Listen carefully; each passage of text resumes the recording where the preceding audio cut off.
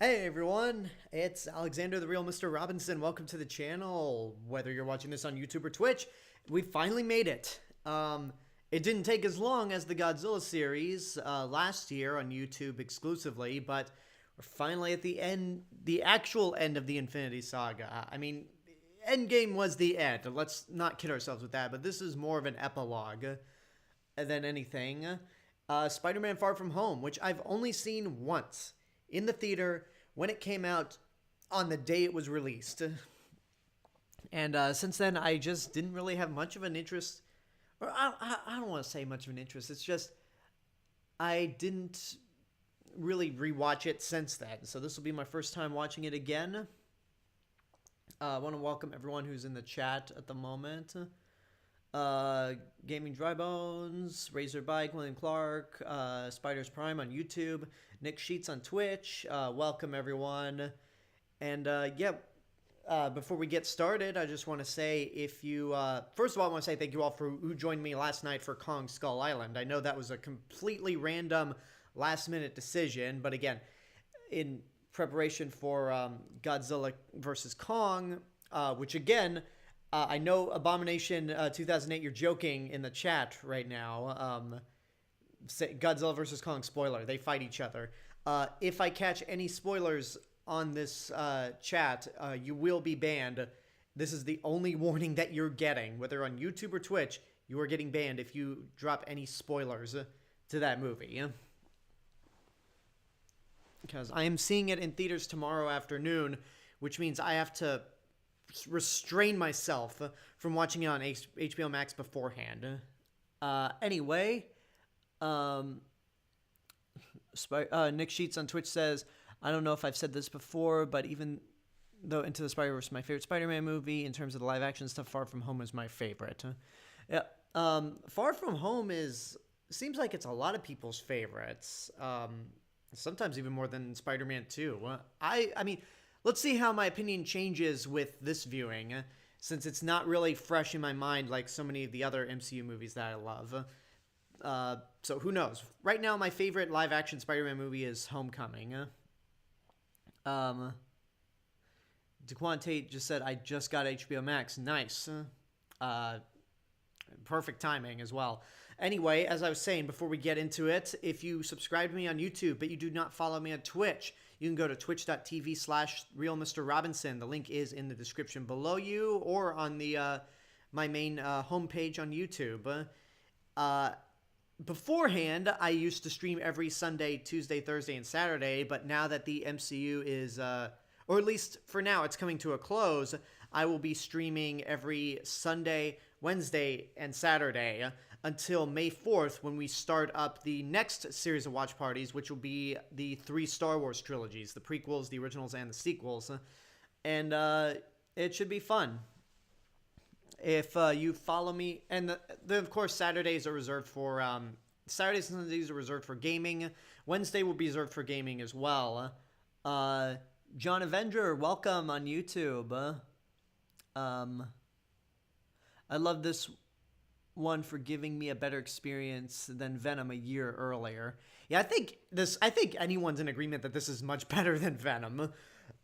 Anyway, the watch party, the weekends are usually reserved for games until we get to the Star Wars watch parties. Wednesdays will be extra game days as well. So, yeah, from here on out until we get to May 4th, it's going to be every Sunday, Wednesday, and Saturday. If you follow me on Twitch, but you do not subscribe to me on YouTube, that is youtube.com/TheRealMrRobinson. That's where my main hub is. Abomination 2008. Are you going to do a watch part? Are you going to play War of the Monsters for a stream? Wait, that's the PlayStation 4? That's the PS2 game, right? I've already done that on Twitch, but that's a game that I wouldn't remind visiting. Not this weekend, though. This weekend will be Destroy All Planets. No, Destroy All Humans, I'm sorry. Destroy All Humans, and Batman Arkham City. And then for next Wednesday, I don't know what I'll be doing. It'll be a surprise. But anyway, as for YouTube, that mainly do movie reviews on there. Tomorrow I have my review up for 1951's Alice in Wonderland because I'm going through all the Disney animated movies from Snow White to Wreck-It Ralph. And then Thursday I will put up my review for Godzilla vs. Kong. And then I'm going to try to be working on a spoiler review for that movie, as well as a spoiler review for Zack Snyder's Justice League. And I'm also prepping reviews for the first two Mortal Kombat movies and prep for the new one, which just got delayed by a week. But yeah, youtube.com/The Real Mr. Robinson. If you're watching me on Twitch, you should subscribe to that channel. And if you love what I'm doing financially, if you love what I'm doing on both YouTube or Twitch, you want to help support financially, that is patreon.com/The Real Mr. Robinson. You could support the channels for a little as $1 a month. However, if you want to get some bonus content, if you pledge anything that's $3 or above, you get access to stuff that nobody else gets to see. However, if you cannot support the channel financially, that's totally fine. Subscribing to me on YouTube and following me on Twitch is definitely good enough, and I appreciate it greatly.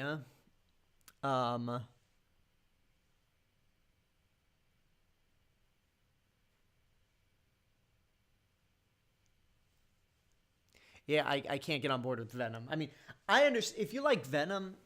Not to like talk down to anyone, but if you enjoy Venom for its for a good bad movie quality, then I can meet you halfway through on that. But if you actually think it's good, then yeah, I don't know. I cannot get on board with saying that's a good movie. But luckily, we got Spider-Man: Far From Home, which yeah, that's another thing. This movie, because it's distributed by Sony, it's not available on Disney Plus, so you have to either rent it or if you have Starz, watch it through there. So hopefully you're all set, prepped, and ready to go. This will be the last... Oh, I should mention one thing before we get started. In terms of the future of MCU watch parties, I will be doing them when the movies come out on Blu-ray. Like, for example, with Black Widow now being released in theaters and on Disney Plus Premium Access simultaneously, I'm just gonna wait for the Blu-ray to be released. Same thing with same thing with Godzilla vs. Kong, because with Godzilla vs. Kong, that's only available on HBO Max for 30 days. And I would rather do the watch party when it's more widely available, since again, theaters are still closed. And as for Black Widow, I'm sure nobody really wants to spend $30. I'm sure by the time that movie comes out, I'm sure most people will be more vaccinated and feel safer about going to theaters. So I think it's probably better if I just wait until that movie comes out on Blu-ray to do a watch party, because I doubt anyone would want to have to pay $30. Or maybe I'll wait until it becomes available for free on Disney Plus for everyone after the premium access era. But that's my plan with that's my plan with the MCU, or with the future MCU movies. Spiders Prime says, finally to see this since I missed it. Its theatrical run because of my niece's birth and other things. Oh, that's nice. That was such a Shirley line right there from Community. Which, speaking of which, two of the people who worked on Community wrote the screenplay for this. Hello, Patricia 230501 on Twitch. Welcome. Yeah, I forget names. Chris McKenna and Eric Summers both worked on Community and wrote the script for this movie. Anyway, if we're all set, prepped and ready to go, I'm just going to push the play button right now.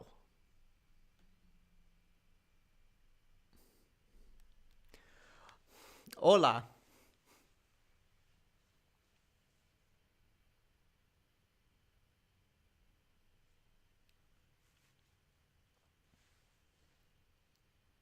I think this is the first time the actual Columbia Studios fanfare played in front of a Spider-Man movie. Annette Bening presents.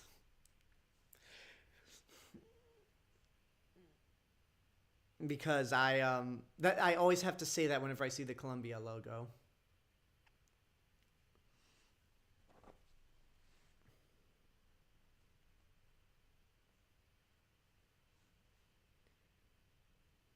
Man, I remember they built this up as a big, like, get a glimpse when Avengers Endgame got reissued in theaters with some extra footage at the end, just like bonus material. They really did build up, hey, get a brief glimpse of Spider-Man Far From Home.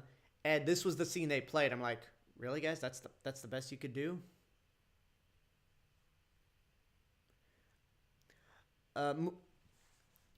Muy bien, gracias, Patricia. I should probably mention that I speak a little bit of Spanish. I'm not fluent.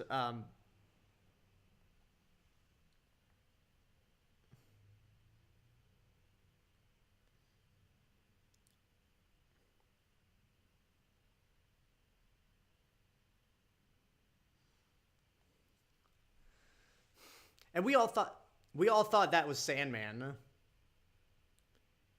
And that's like that's a minute and a half of footage that they showed in front of uh at the end of Endgame when they reissued it. I'm like, really? That's the only preview that we got?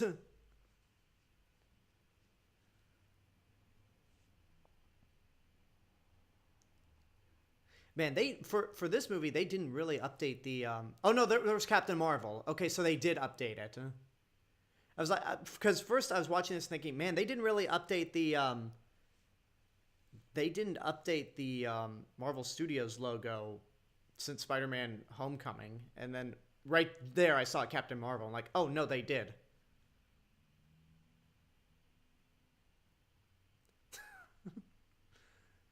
Yeah, I mean, it's hard to it is definitely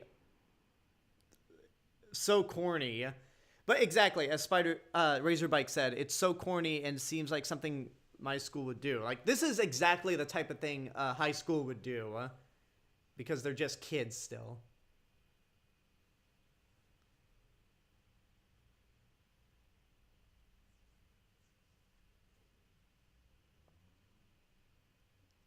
Huh.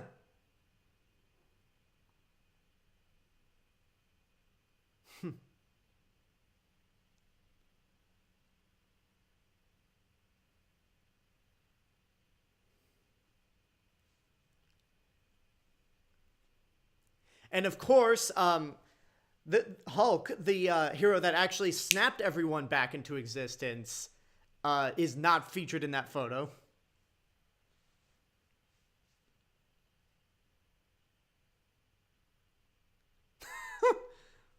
Way to put that dude on the spot. Huh?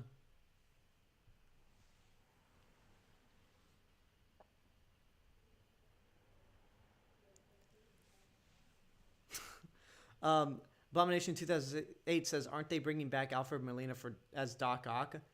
I think they are, but it might be a different interpretation.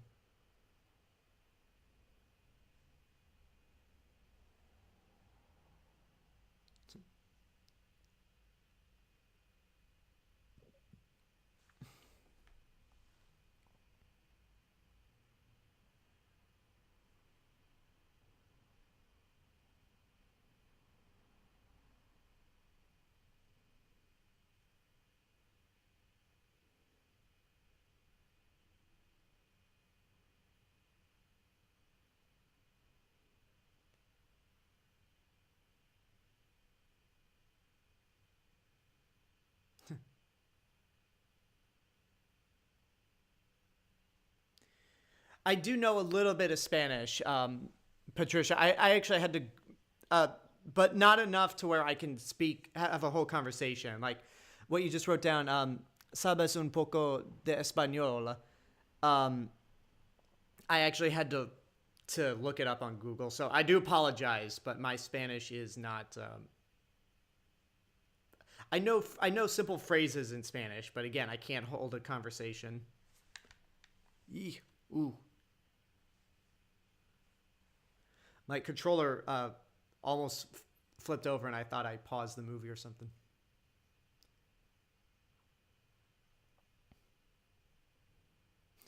Man, so many pictures of Iron Man in the background, and meanwhile, um,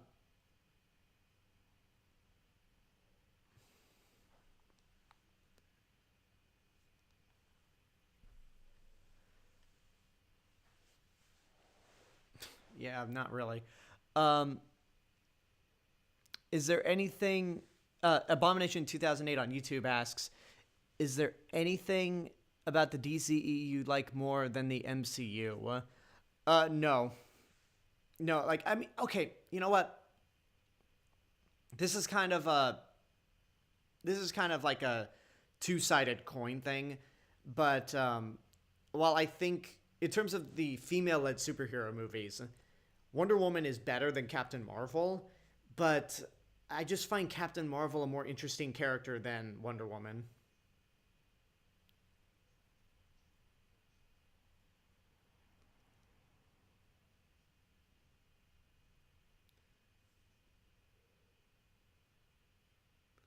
I really, I'm sorry, I hate the nanotech suits. Like it just, it bugs me. It bugs me so much.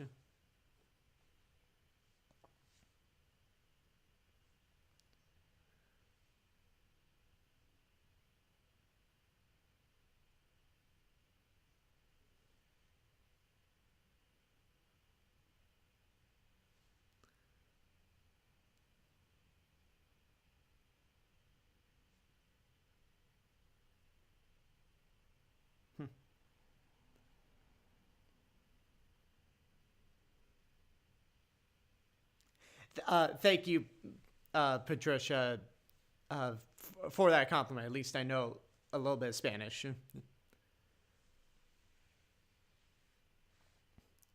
Shrek 3 or Cars 2? I think I've had this. I don't know if I answered this question, but I feel like that's been asked to me several times. Um, I'd rather take Cars 2, honestly. Like that's the worst Pixar movie. Even the worst Pixar movie is better than the worst DreamWorks movie.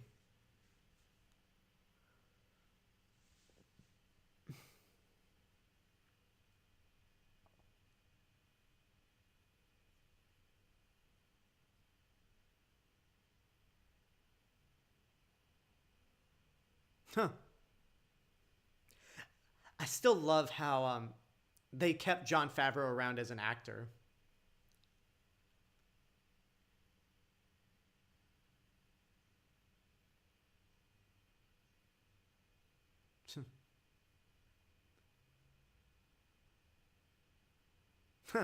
um, Razorбike says Happy is greatly misreading the situation. Um, yeah, but that's if you're talking about the whole situation with Aunt May, that's usually the case with most men because people can't really people can't really talk their problems out or can't really communicate. People have problems with communications, like I clearly did.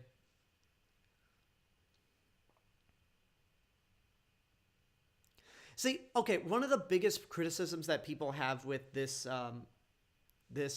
version of Spider-Man is that they try to make him the new Iron Man Jr. in a sense, and I never got that. This movie really does try to put all the pressure on Peter Parker like to be the new Iron Man, but well, I think there's a scene coming up later on that really emphasizes that no, he's not never going to be Iron Man, and that he's Spider-Man. He's his own. This is pretty much him transitioning into the Spider-Man that we all know and love. Huh?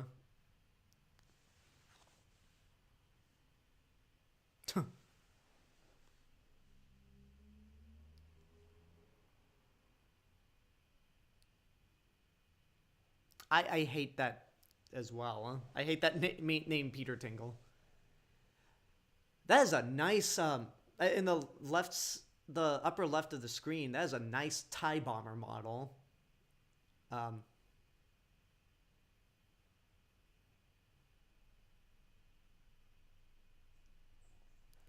tingle tingle tingle. Um, King Batzilla review says, "Do you guys think? What do you guys think about Black Widow? Do you think it'll be good?" I mean, the MCU hasn't done me wrong so far. And again, I'm one of the few guys. Some people might say I'm an apologist because I love Captain Marvel, but I think it'll be a good movie. It's just not out of all the MCU movies and shows or series that are coming out, Black Widow's not my favorite.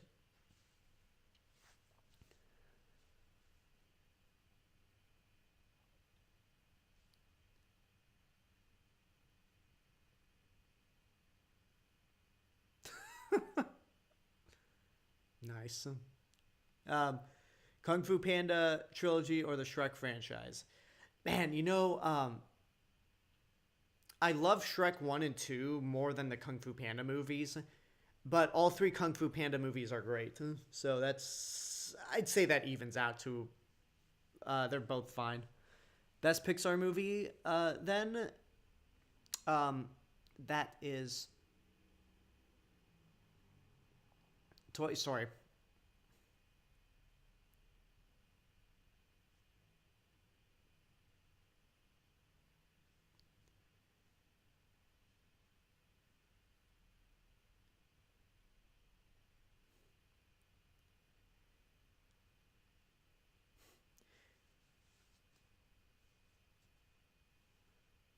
Um,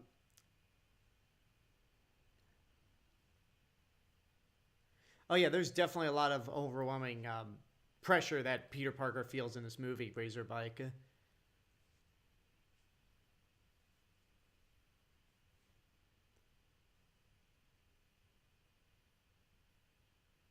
Huh.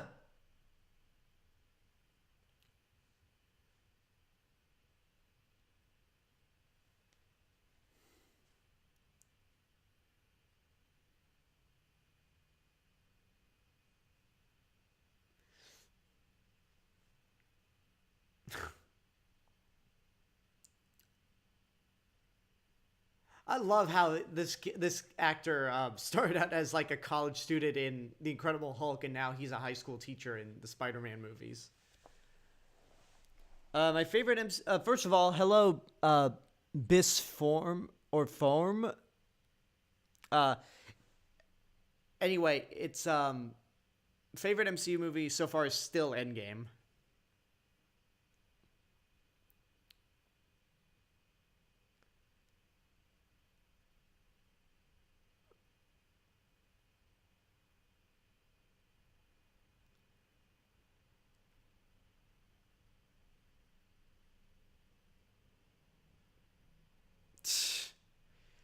Zendaya is so good as MJ.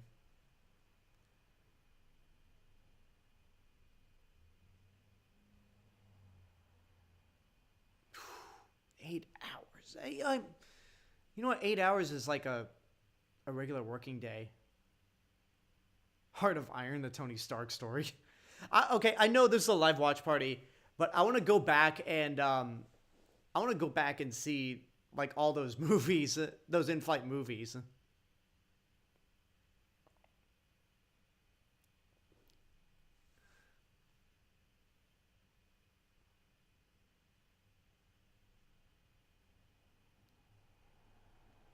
Yeah, I wonder like I forget that character's name, but she looks like Gwen Stacy, so I don't really understand why they didn't make it Gwen Stacy.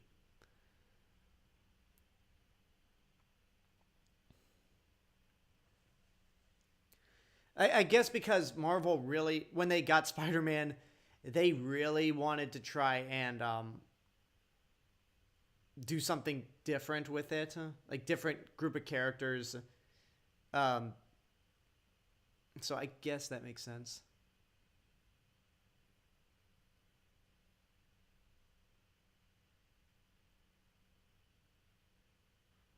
Wait, Babe?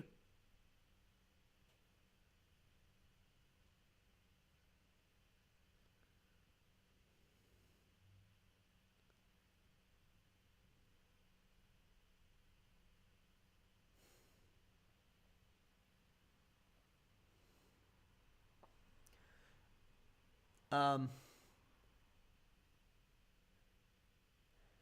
Jedi Prime, hello there, welcome. He asks on YouTube, have you heard of any Spider-Man No Way Home? I know that's all we have right now in terms of like what we know the movie title, but but shit, what was I gonna say? busted. Um, yeah, I don't think we'll be able to see a trailer for it until May, at the earliest, I think. Man, that was that is lucky that that woman did not care about the Spider-Man suit being there.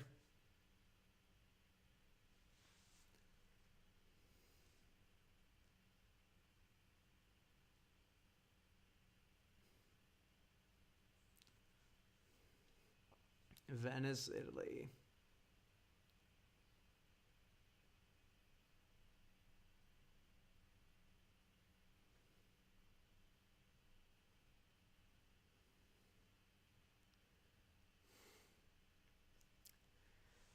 Am I planning to watch Cobra Kai? Says Abomination 2008.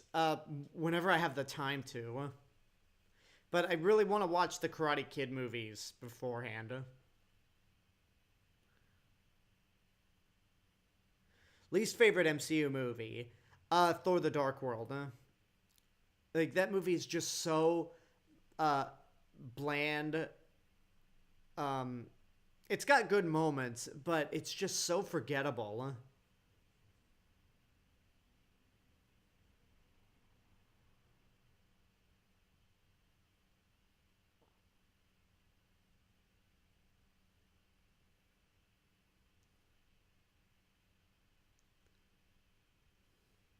You know, I was gonna say, like, I'm kind of bummed that I never got.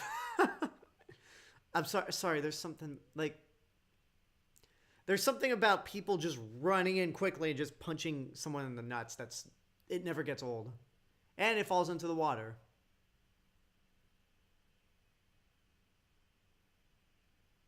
Oh no, I guess not. Again, I only saw this movie once, so I don't remember it. And there we go.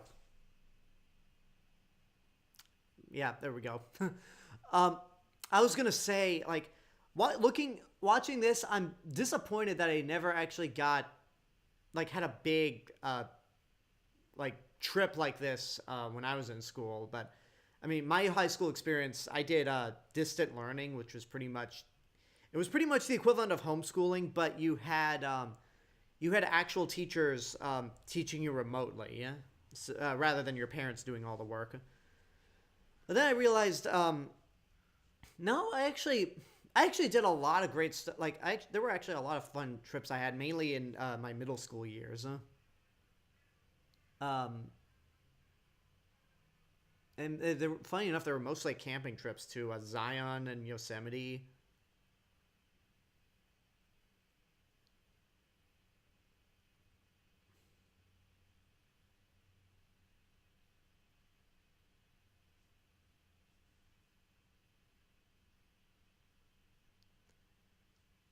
Razorbike says, "I'm going to Greece in July through a school trip." I hope it. I hope you stay safe during that, because I mean things could infinitely be better by July, but again, we're not out of the woods yet. But whatever the case is, just stay safe and have fun when you go.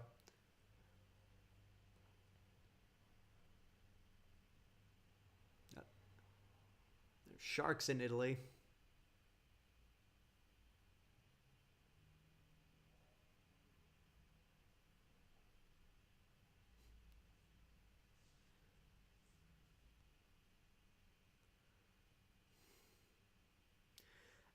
Razorback. No, William Clark says my high school trips were mostly a few trips to museums and fun theme parks like Six Flags over Georgia. Yeah, I had some of those in more like elementary school and maybe the first year of middle school, but not much. Spider's Prime says, "Is this not Hydro Man?" They don't exactly say, but I mean, at this point in the movie, and then later down the line, we find out the real answer. You're all taking a dive. Anyone who's been on the Amazing Adventures of Spider-Man ride at Islands of Adventure will get that reference. Everyone else probably won't.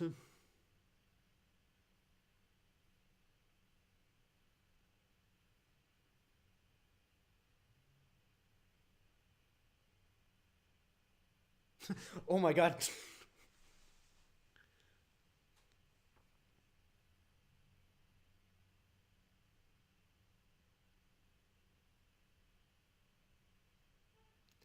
Yeah, that worked out great, Peter.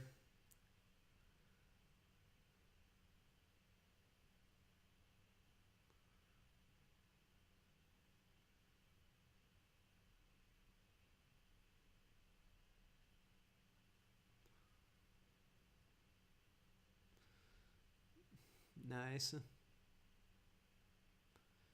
Boom.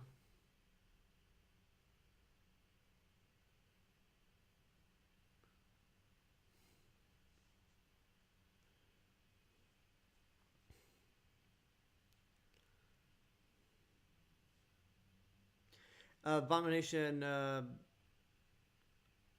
2000. Wait, that's a good choice for. Oh, favorite slasher movie.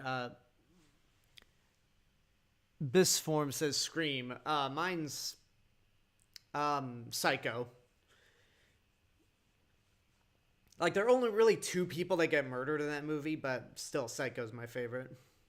Um, Razorback says I've only been on the Spider-Man ride once. Um, yeah, it's a fantastic ride. I just wish.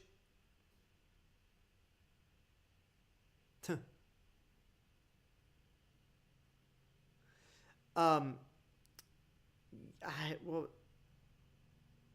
oh yeah, he has to put the mask on to hide his identity.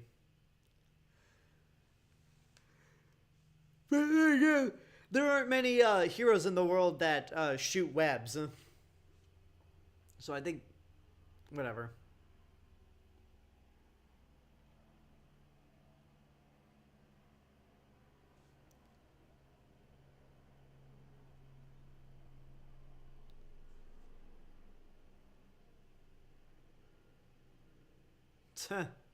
um, have I been to Six Flags? I've been to two actually. Yeah, yeah, two. The one we have here. Well, I mean, Santa Clarita is not exactly close by, but it's the closest Six Flags we have. Magic Mountain. Um, and then Fiesta Texas in San Antonio. Which one thing I'd really like to do once this whole pandemic stuff. Well, two things actually. Um, I would really like to do a Southern California, like a giant, like Southern California theme park trip across several days, like Magic Mountain, Legoland, SeaWorld, Knott's Berry Farm, Disneyland, Disney's California Adventure, ouch, and Universal Studios Hollywood. Like, I would love to do a giant multi-series vlog like that. And then also, if I ever go, whenever I go back to Texas again, like revisit the theme parks in San Antonio and just, I would like to try to do some more blogging stuff in the same way channels like Ordinary Adventures, Super Enthused, and Late to the Party do vlog trip videos.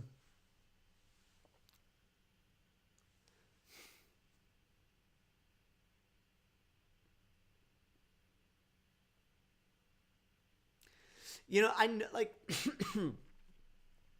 the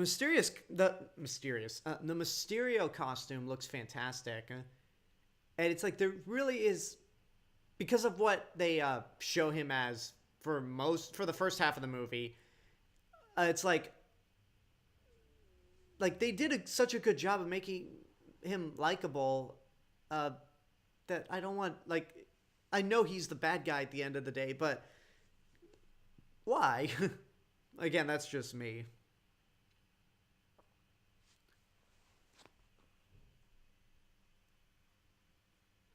Like John Goodman in well, I mean, I think everyone's great in The Big Lebowski, Nick Sheets, but John Goodman definitely he's so funny in that.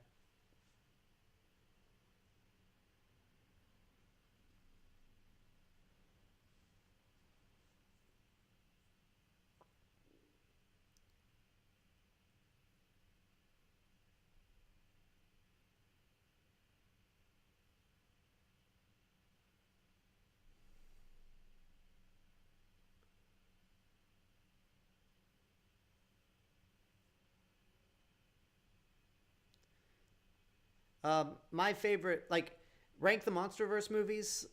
It's basically in the order they came out. I think Gareth Edwards' Godzilla's the best, then Skull Island, then Godzilla King of the Monsters.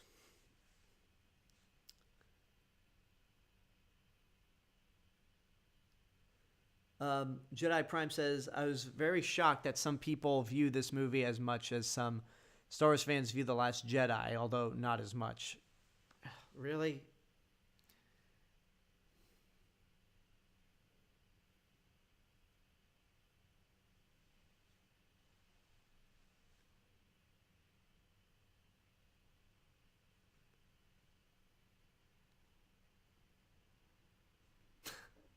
I always find it funny that every iteration of Flash Thompson, or at least a lot of iterations, he looks to Spider-Man. You know what? I don't know if I can actually say because I'm not too familiar with Flash outside the movies, but in this and in the Amazing series, even though he was only in one movie, Flash was like he always looked up to Spider-Man, but always looked down on Peter Parker, which I always found ironic.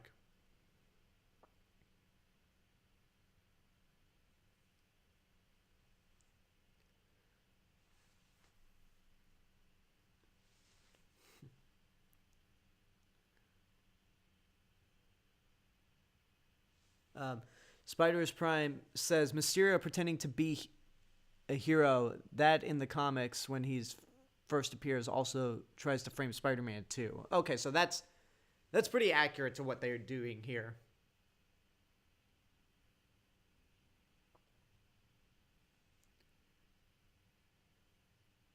Hello, Nick Fury.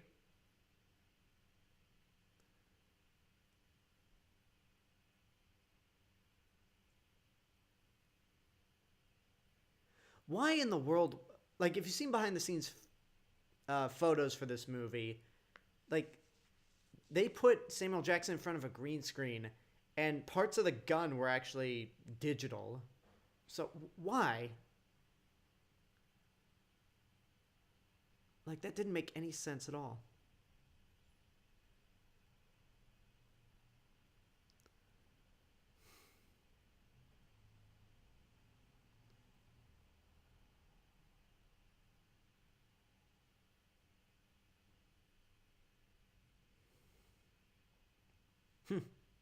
Um, yeah, I don't agree with that. I recently watched the 2014 Godzilla last night. Like, as soon as I got finished my watch party for Kong Skull Island, I watched Gareth Edwards' Godzilla again. Oh, nice. Sorry. Anyway, I still think that movie is the best. Anyway, I'm just gonna be announcing this throughout the stream. But our my Critics Guild, the Hollywood Critics Association, is starting to include new members. And just today, um, we introduced two new members. I'll wait till after the scene because there's a line that Nick Fury delivers that I absolutely love.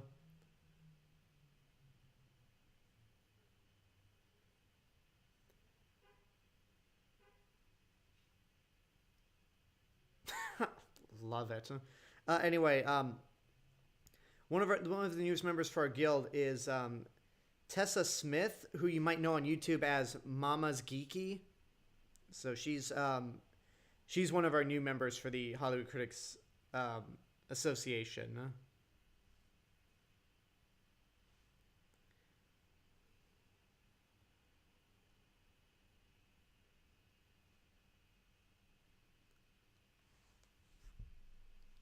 I see.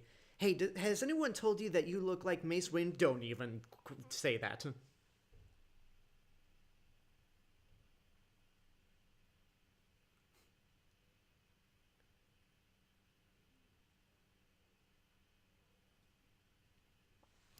William Clark says, I thought the film would really follow an element in the Ultimate Spider Man comics where Nick Fury would often keep tabs on Spider Man.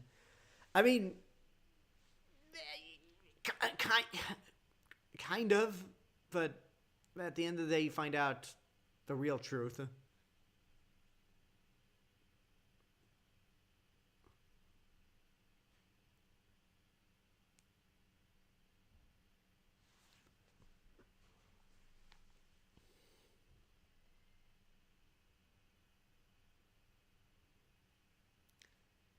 And then also, in terms of Hollywood Critics Association, earlier today we introduced Kira Lynn into our group, and she writes. No, she's a. I gotta be honest, I'm not too familiar with her, but it's good that we're introducing new members to our group.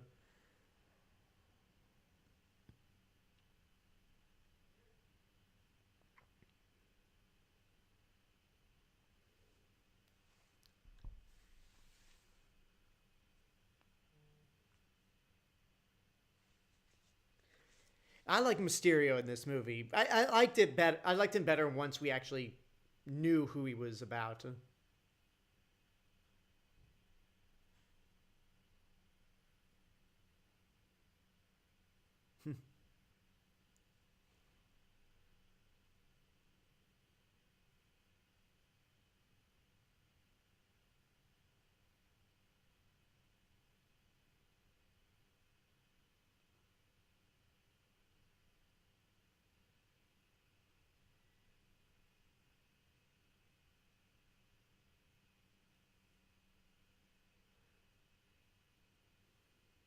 Oh yeah, we got to see him fight the one made out of sand. We never saw him fight the other one.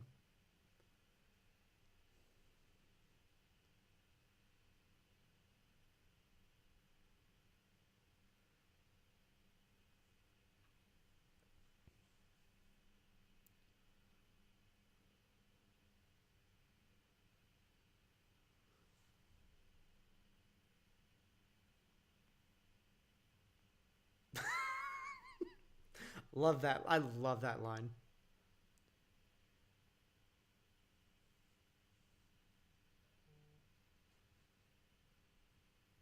Like I just love how I love how like I love the moments whenever Samuel Jackson's Nick Fury is allowed to say some like dead on Samuel Jackson lines. Like in the Avengers, I recognize the council has made a decision, but given that it's a stupid ass decision, I've elected to ignore it. Uh, Bitch, please, you've been to space. And then another line near the end of the movie is probably my favorite line Nick Fury has ever uttered.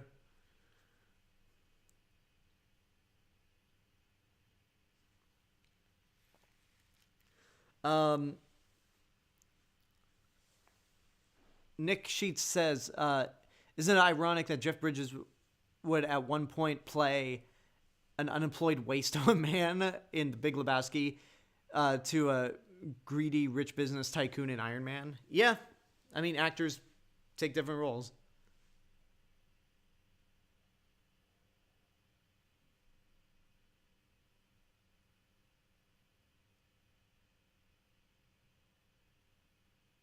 Huh. Oh, you're taking off. Are you taking off Biz form? Well, to answer your question, did anyone like Joker 2019? No, I didn't.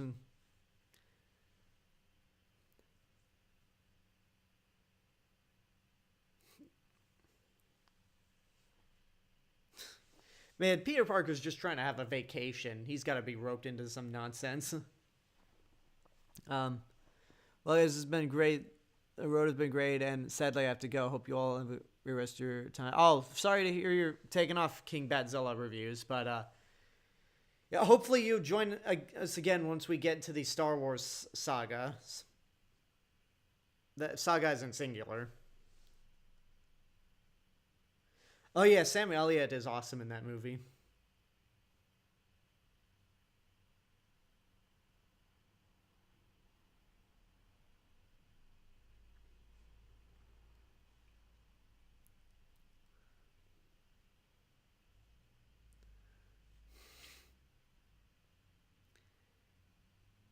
Yeah, I don't think Tom Holland rocks that as much as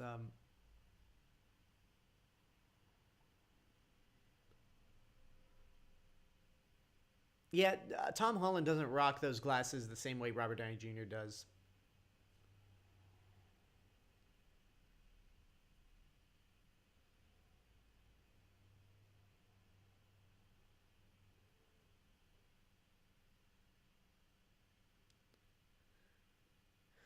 Nick Sheets asks on Twitch, this is probably a stupid question to ask, but couldn't the dude have just washed the rug after the hitman pissed on it? You're assuming that the dude thinks that far ahead. Like, have you seen this man? He goes to Ralph's in a bathrobe. So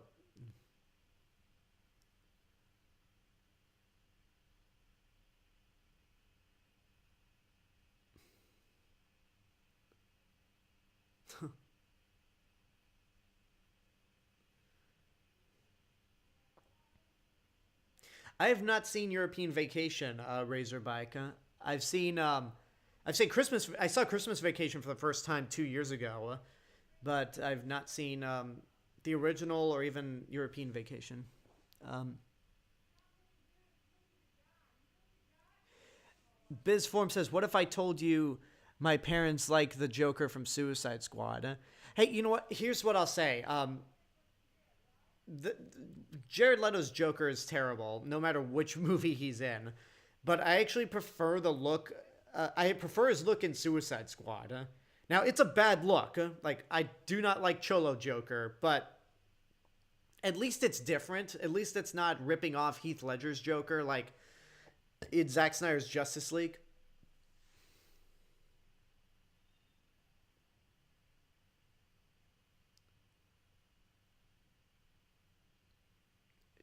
He's underaged, ma'am.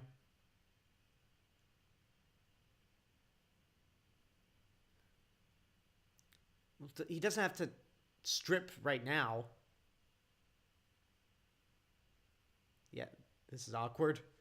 Yeah, I think I remember why this movie. Well, I just kind of didn't think much about this movie after seeing it. Is because there's a lot of awkward humor, at least in the first half, and it doesn't get better. Like for me, the movie doesn't get better until that twist happens, which every comic book fan in the world's like, that is not a twist at all.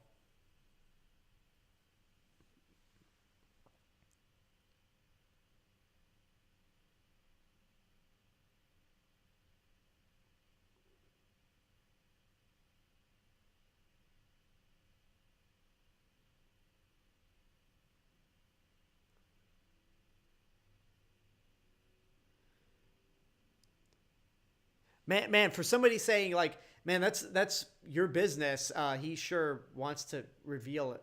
Never mind. I forget this character's name, but he looks like a young Henry Golding from Crazy Rich Asians.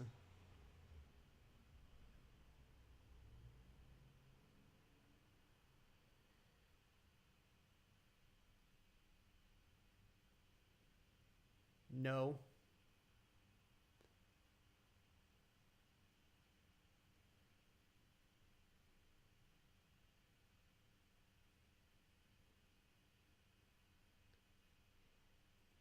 man.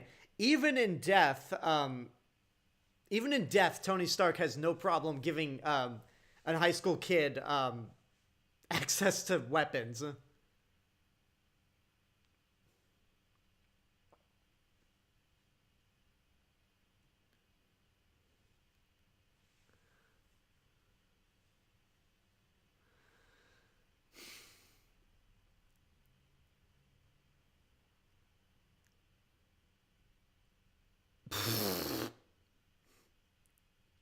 Um,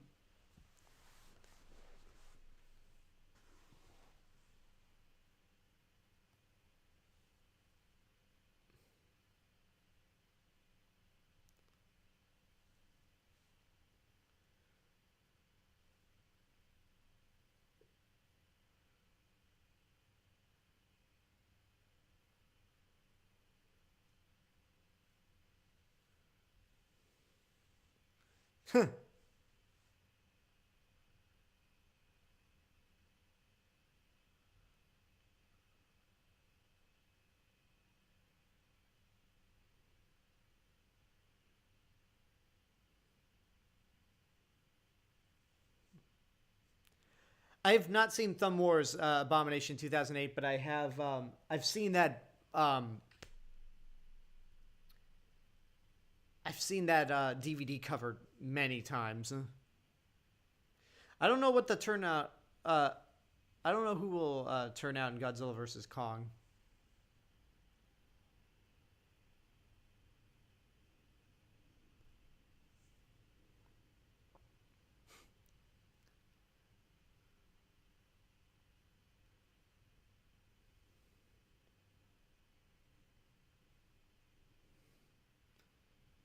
Now we're in Prague.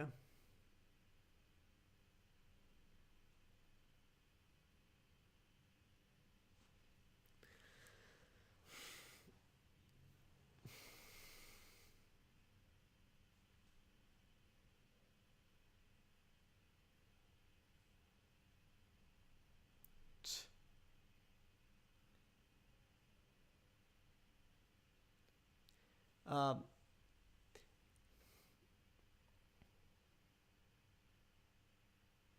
okay, so yeah, the actor that plays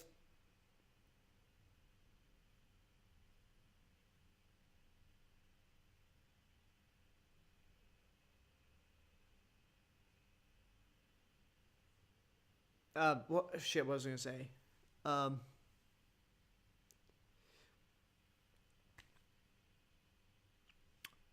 Fuck, I lost my train of thought. How did this happen? Now that's what I was gonna say. Yeah, I forget the actor's name, but who plays Flash Thompson in this movie. We walked in when they walked into the hotel. I immediately thought Grand Budapest Hotel and was waiting for Rafe Fiennes to pop up.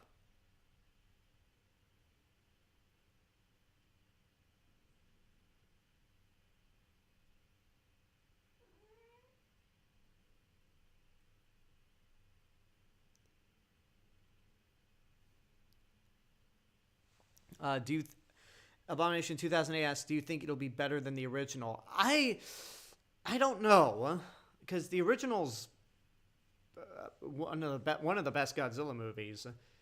Um, it'll certainly be different, because I imagine from what I've heard with the reviews, the new movie does not have any like uh, comedic satire the way the original movie did, but it does seem to amp up the monster action and give us stuff that we couldn't get in the original. So I think in that sense it'll be better.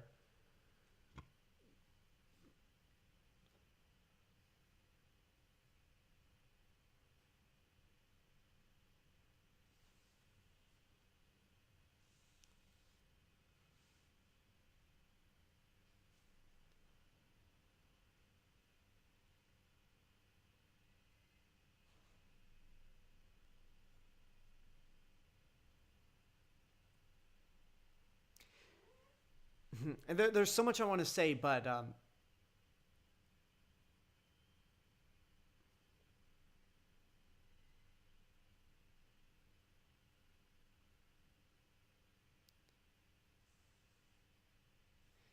is that something that Nick is like that type of attitude? Is that something Nick Fury would often do? Because I mean, if you've seen the movie, you know what happens at the end of it.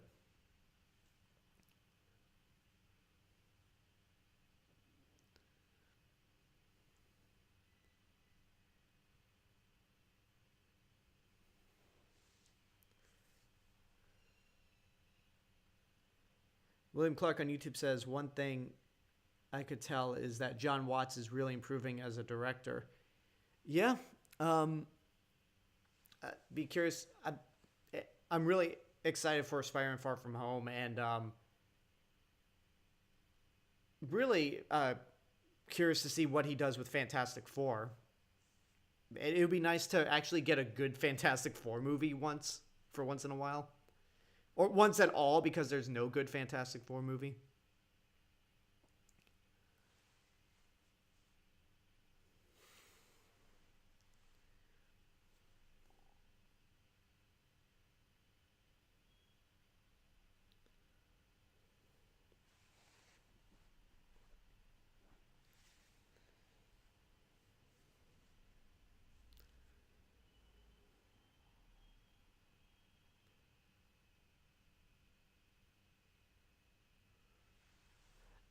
Most of the other jokes, though, either went over my head or just came off as really painful to sit through, says Nick Sheets on Twitch.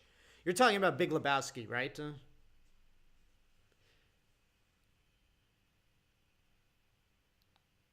Because, again, I can see how that movie's not for everyone.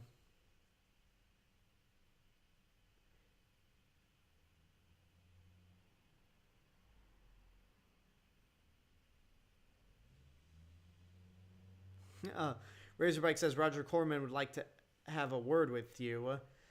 Let's not paint that Fantastic Four movie as good. It might be the best one by default, but good it's not.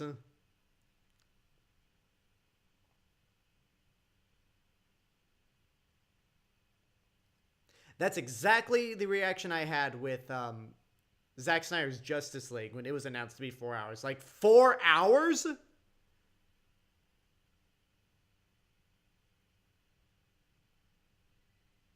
Huh.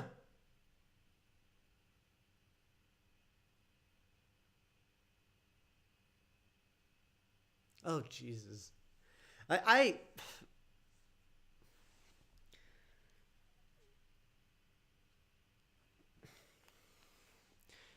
okay, you are talking about Big Lebowski, Nick.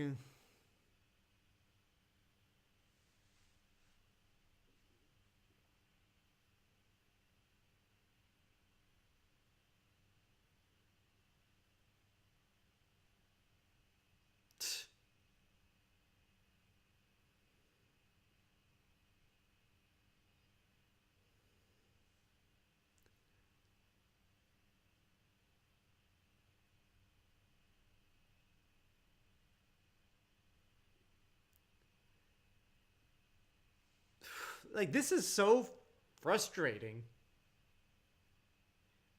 I mean, this is so frustrating to watch. It's like, let the kid have his high school life.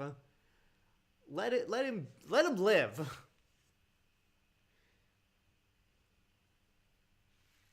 Like, there really no other heroes that could take care of this? Like, yeah, Thor's off world. Strange is unavailable, and I'm sure Captain Carol's off somewhere else. Um, but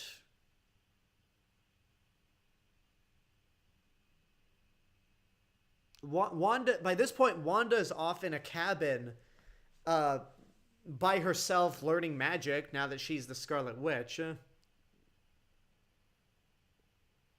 and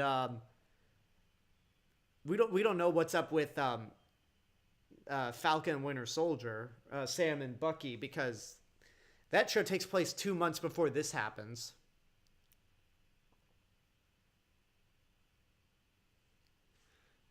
Then Elmer Fudd and Bugs Bunny are the only stars in this opera. See, that's a 4 hour opera that I'd watch willingly.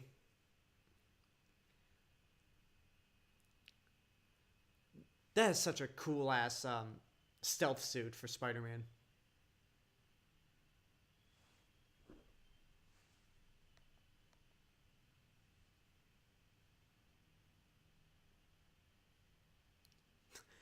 I would be like, hey, you knew the job was dangerous when you took it. I'm gonna talk nonstop.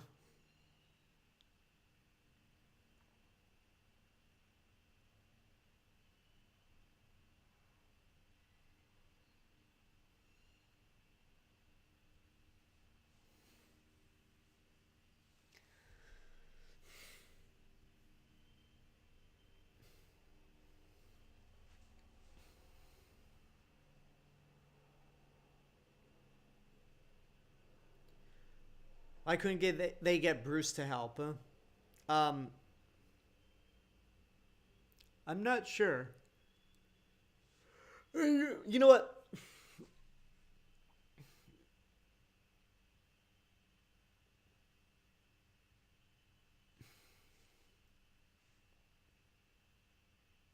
I mean, thinking about it, I'll let the movie play out, but I think there's actually more of a reason, a logical reason why they needed Spider-Man for this scenario.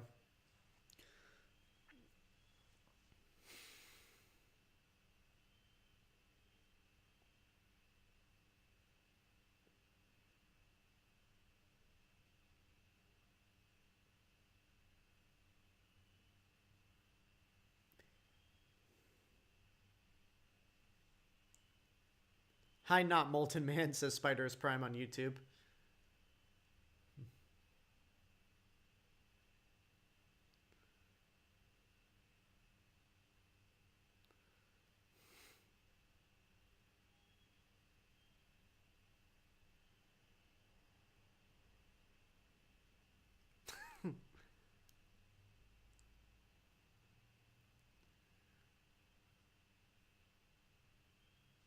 Night Monkey. Such a funny. I like that name. Yeah, that doesn't work out.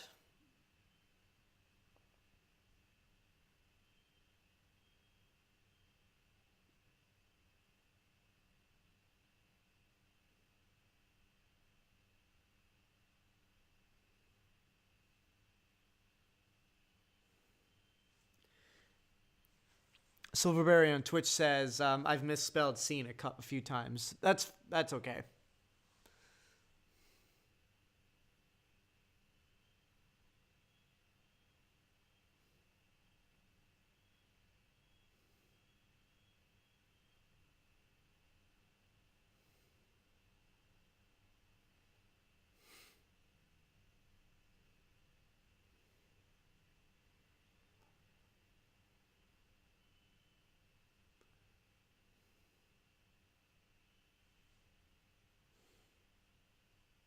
Night Monkey really got stuck in your head at one point, William Clark.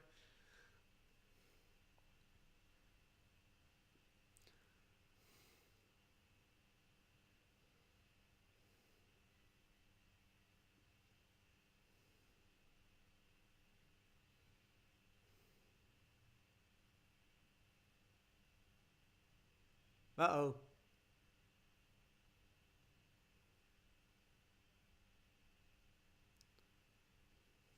The plot thickens.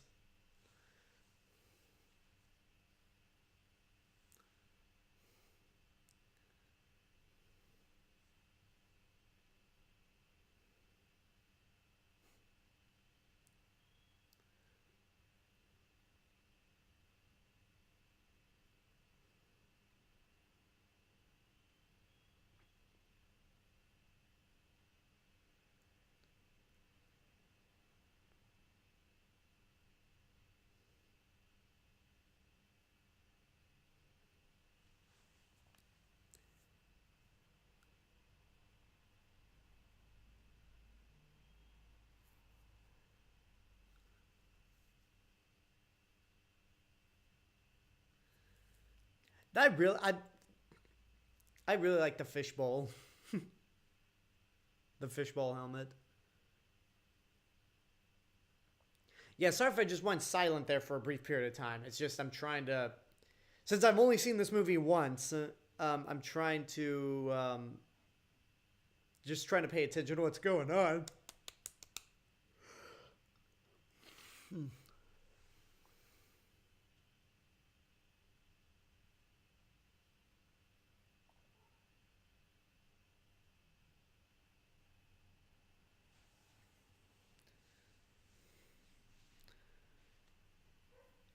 Okay, so let me see if I can understand the timeline after Endgame.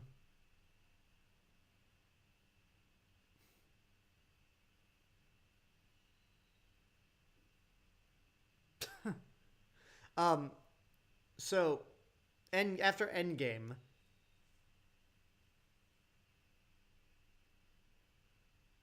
the next thing that comes after Endgame is WandaVision, 3 months later. Falcon and Winter Soldier is 6 months later, and this is 8 months later. Um, I imagine Loki won't make a difference on when that takes place since it's since it's an alternate timeline Loki. Um, then I'll be curious when Hawkeye takes place.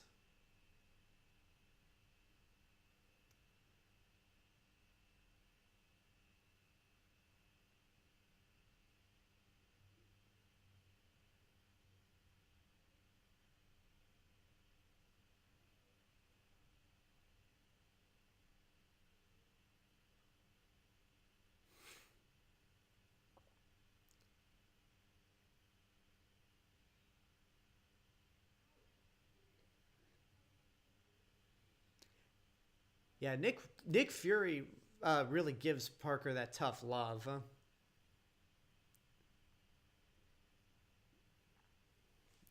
And unfortunately, unlike Steve Rogers, he won't talk back.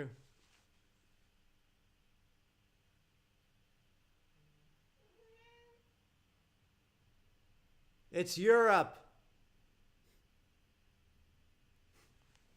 What is the link? What is the?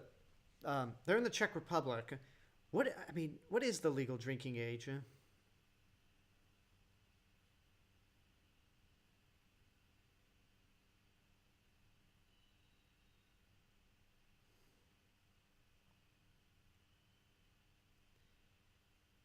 Okay, 18 is throughout most of Europe.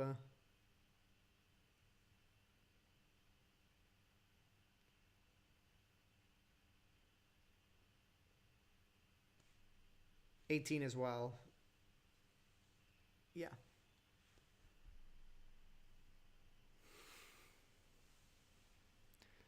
Razorbyke YouTube says, I'm so glad I finally got around to watching WandaVision. Oh, what'd you think of it? Huh? Like, what'd you think of it overall? And what'd you think of the finale? Because I didn't dislike the finale, but I felt like it was rushed.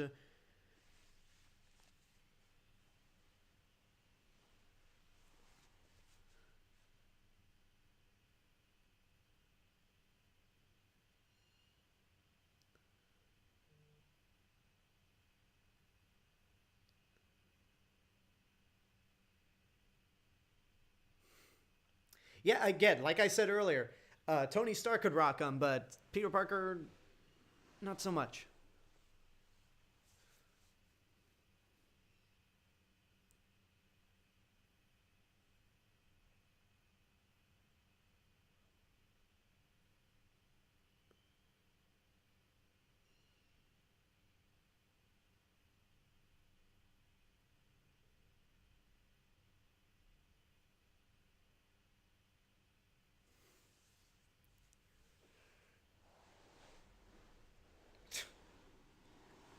Ah, get stretch my legs.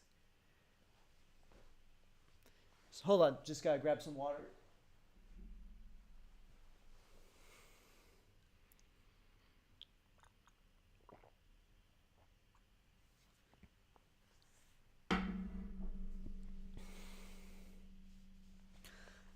Thought I watched it with my family and we all enjoyed it. Though we were all curious on how it'll continue. A final episode made me tear up. Oh, that's nice. What was your favorite episode? Out of curiosity. And I think in terms of what's coming next, we know we're gonna see Wanda in Doctor Strange in the Multiverse of Madness.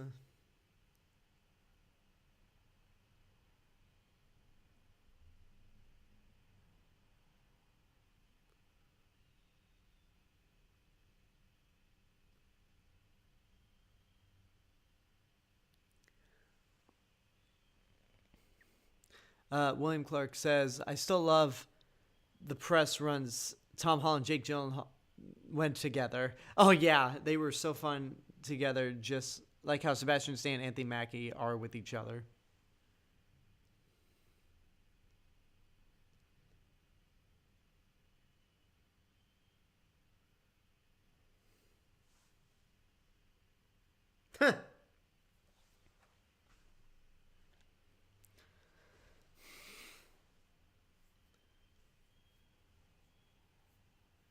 See, this is the point where the movie gets better for me. Like, it starts out being fine, but then ends up being great here.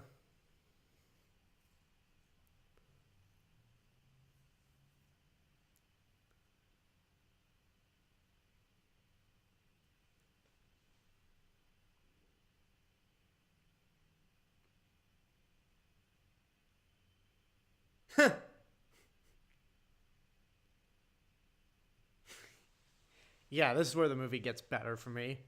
I think my favorite episode was either the 80s one, the Malcolm in the Middle one, or the second to last one. Those are all really good episodes.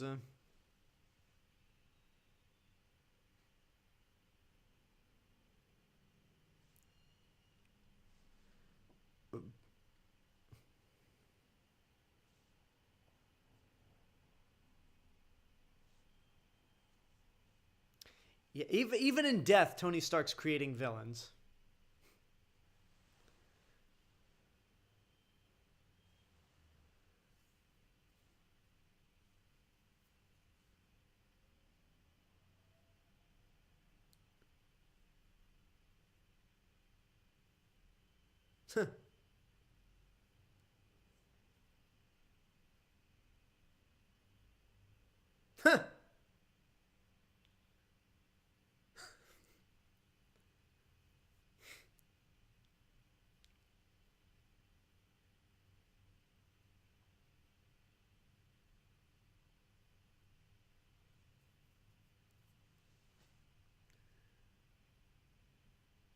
I mean, he's kind of right on that.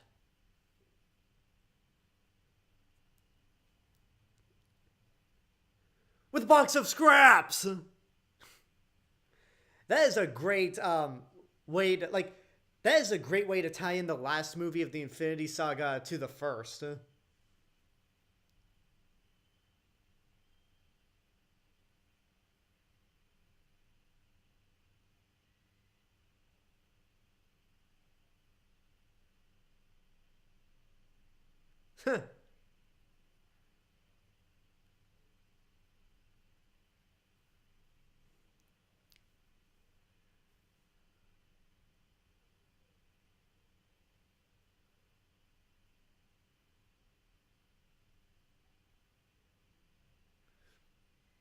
right, so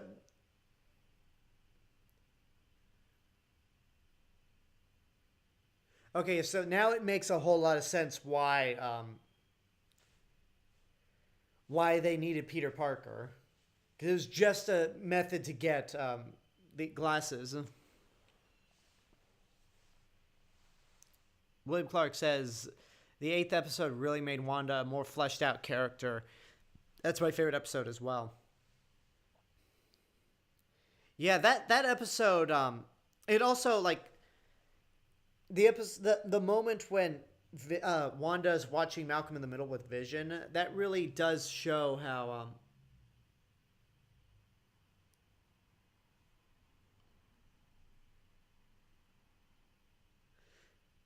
that really does like scene in uh, that scene in WandaVision really does show why I prefer the MCU to the DCEU. Because there's a lot of like there's just more humanity in the MCU than there is the DCEU. Uh, William Clark said that was the MCU crew after they had a success. So they do that like every. So they do that at least like 3 times a year, pretty much.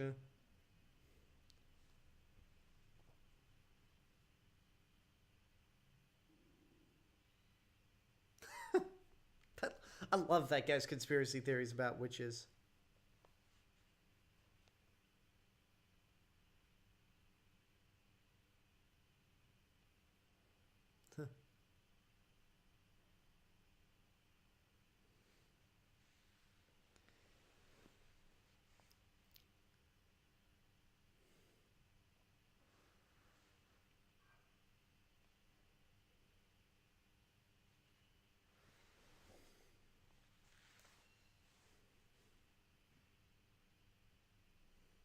Take your chance. This is your chance, Peter. Do it.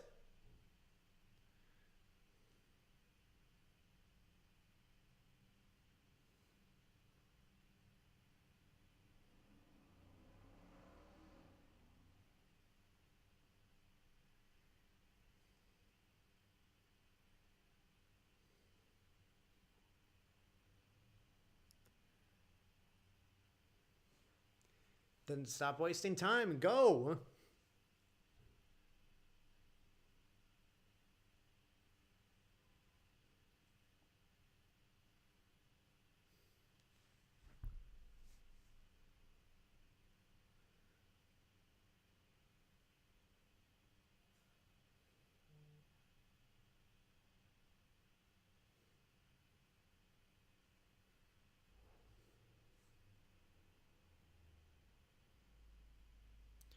All right, so here's breaking news. Uh, Venom Let There Be Carnage. Carnage has been pushed back to September 24th of this year. Like anyone cares at this point about Venom 2. Let alone uh what's that other movie? God, what's the vampire, the Marvel vampire movie with Jared Leto? Why am I forgetting that? Um, yes, Woody Harrelson is going to play Carnage.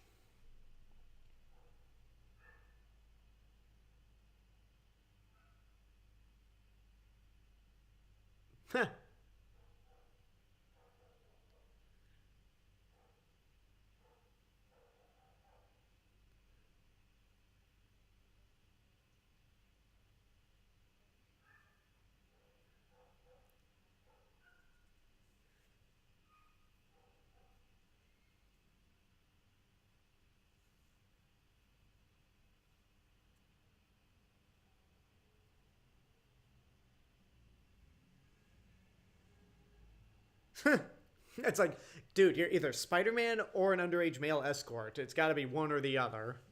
And go with the thing that's actually more legal, Spider-Man.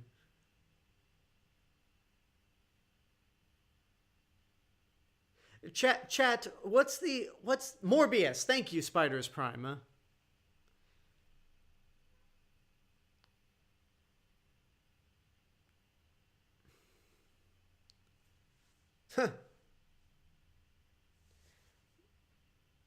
MJ's like, quit lying to me.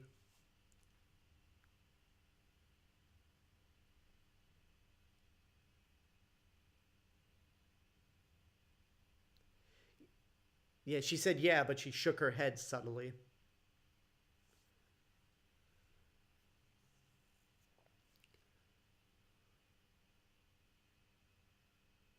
Oh, there's the other elemental.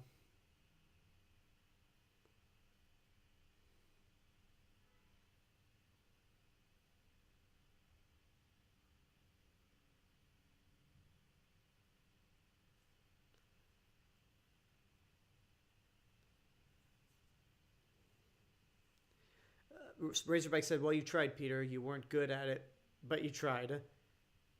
Oh, I'm sure he'll do good. I'm sure it'll work out well in the end.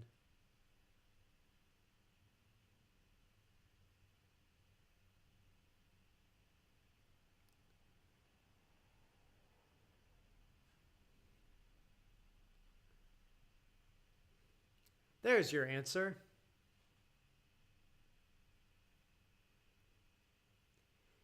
You dumbass.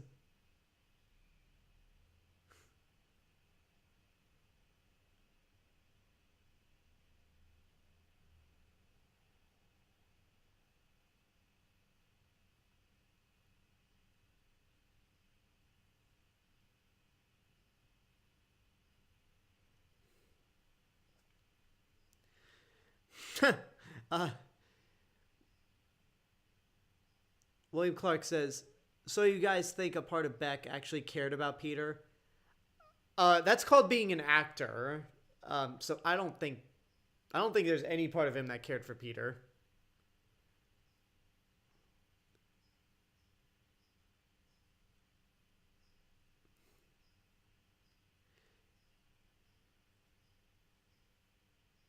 Oh, Razorback said, I meant it kept his identity a secret. Well, I mean, most people he fooled, but we'll see how that lasts.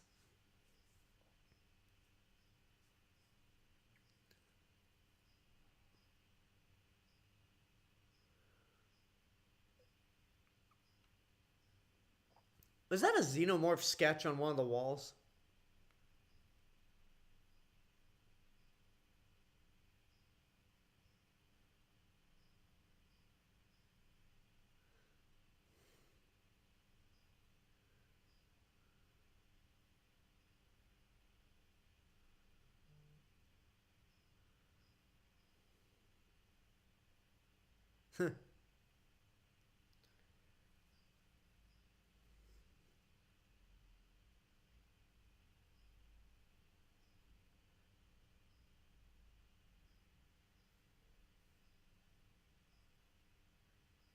Yeah, I was the same way.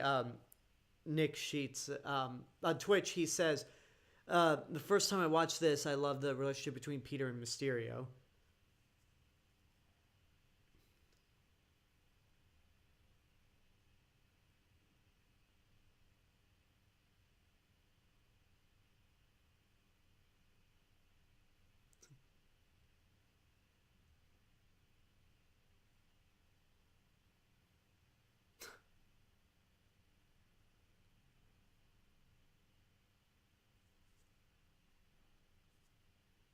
Yeah, yeah, it's like I knew.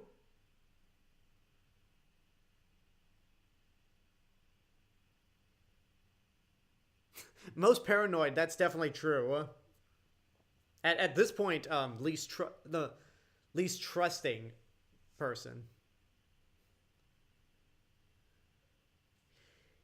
Yeah, I think Tony Stark had a point when he fired Quentin Beck for being um, unstable.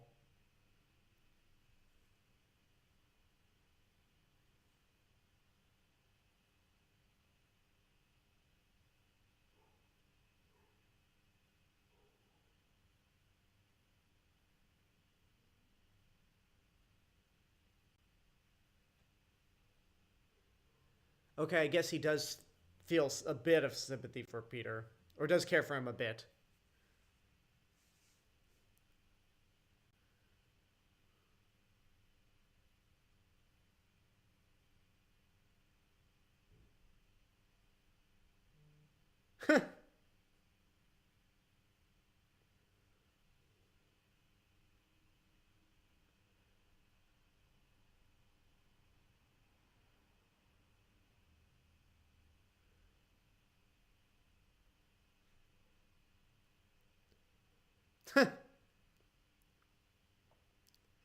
Yeah, they do a really good job at the awkward high school humor. Like when it's more subtle, I'll say.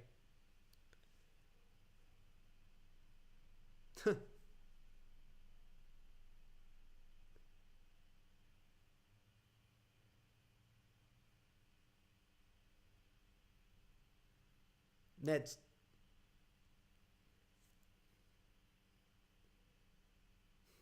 But you were 60 something percent sure.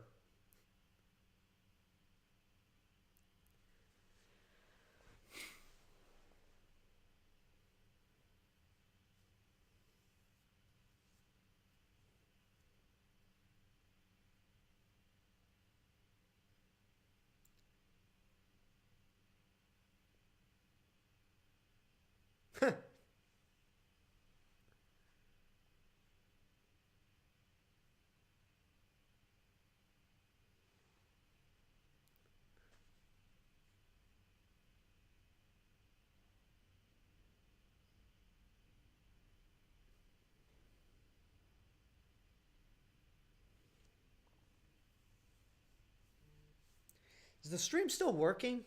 Because it's been a while since people talked, and there's only 5 people on. Oh, better silence my Switch while I check the YouTube side.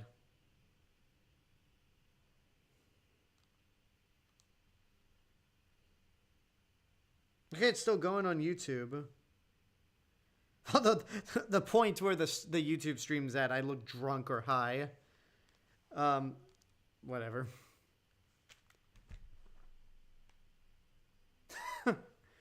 Okay, this sequence coming up is pretty badass.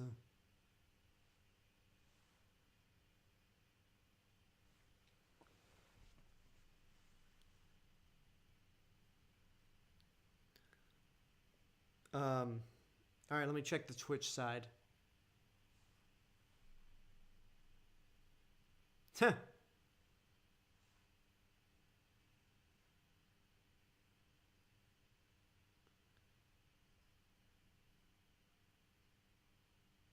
All right, Twitch is still going good as well.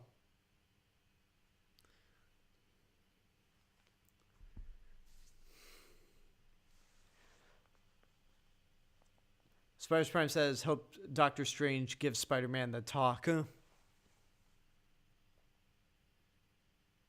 Yeah.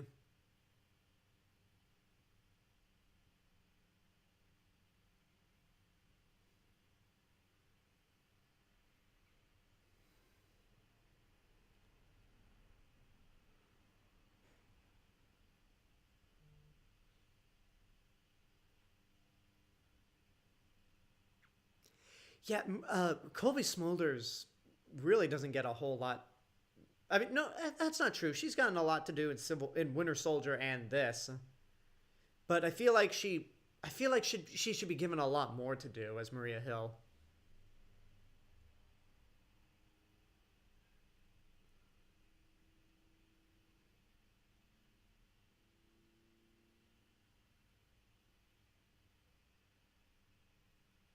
Ooh,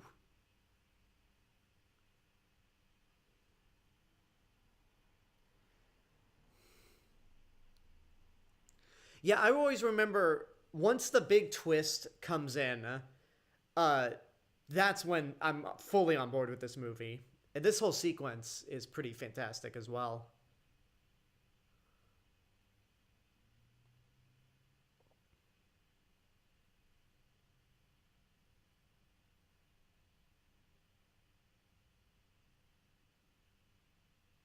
There's Eiffel Tower.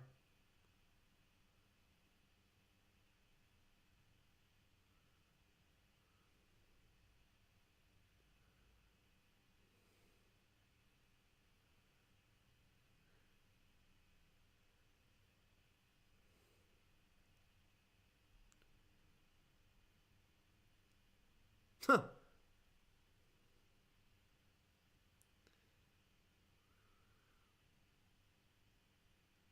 Um, Damn it, Peter, you tried. You really do. Yeah, a lot of people have said William Clark. A lot of people have said that that entire like Mysterio uh, nightmare situation feels right out of the books.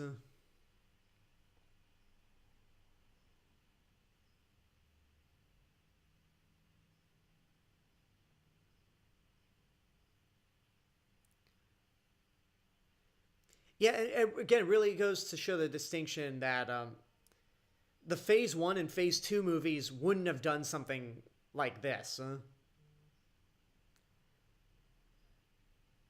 Like Phase Three and beyond uh, really was not afraid to go full blown comic bookish and just do these really weird and creative stuff.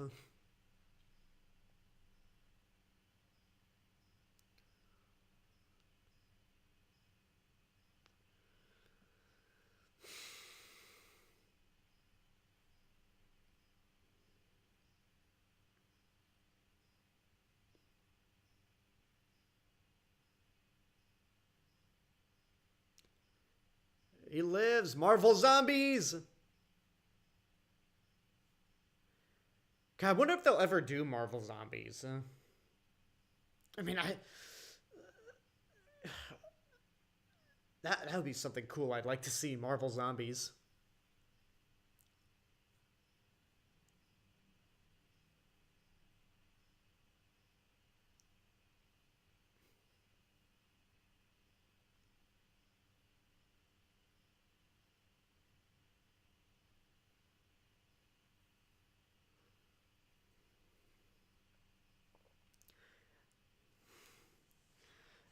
I wonder if this is real or an illusion.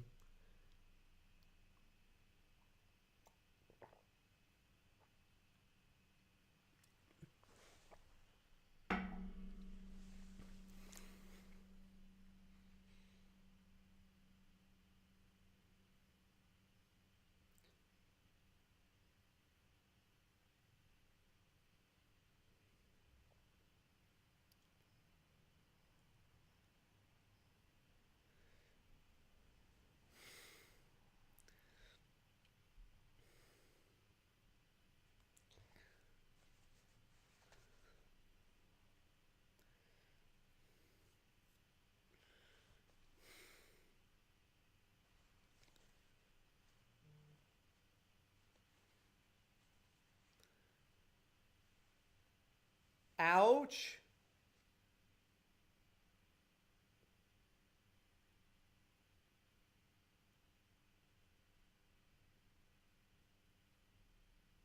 Yeah, like it's one thing. I know he's Spider-Man, but I mean, it's one thing to get hit by a bus or something, but that's a bullet train, huh? Or then again, this could be another projection. I've only seen this movie once, so don't hold that against me.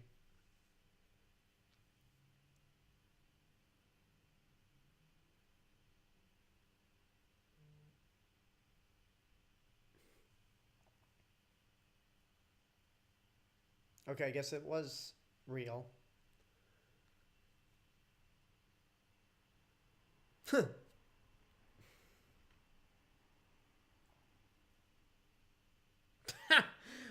William Clark says, "Are we sure it's Mysterio or Nightcrawler?" We know that was such an obvious joke.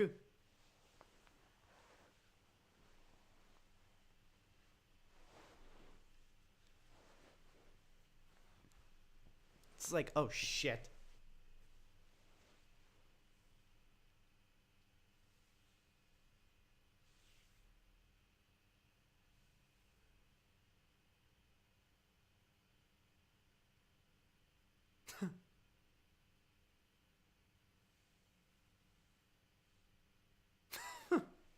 It's like, okay, I'll just let him keep that night monkey mask.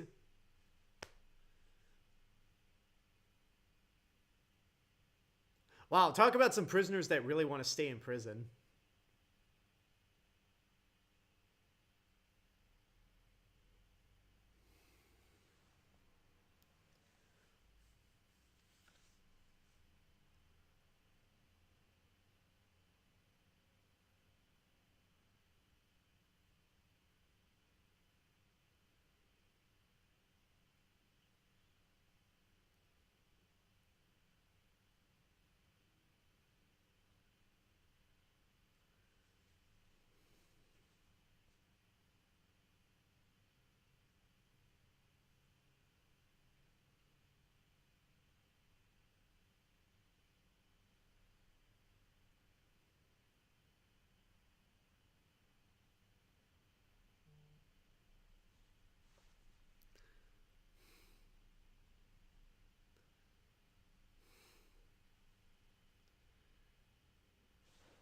Hold on. Stupid notifications on my computer.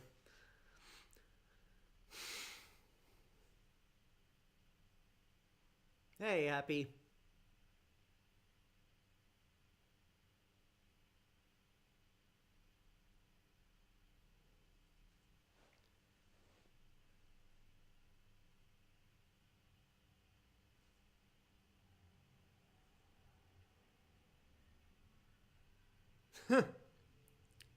I really like how Happy's turned from like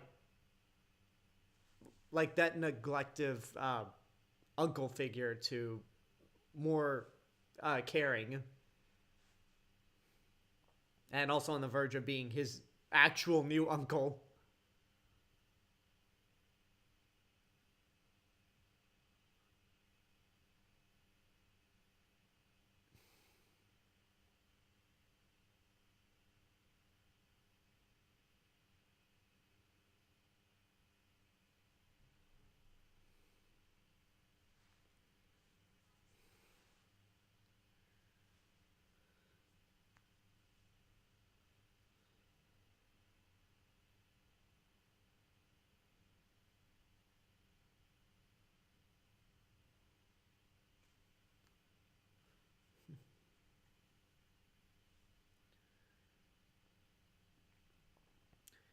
Okay, so here's the line that's coming up where I take issue with people who call uh, this interpretation of Spider-Man Iron Man Jr.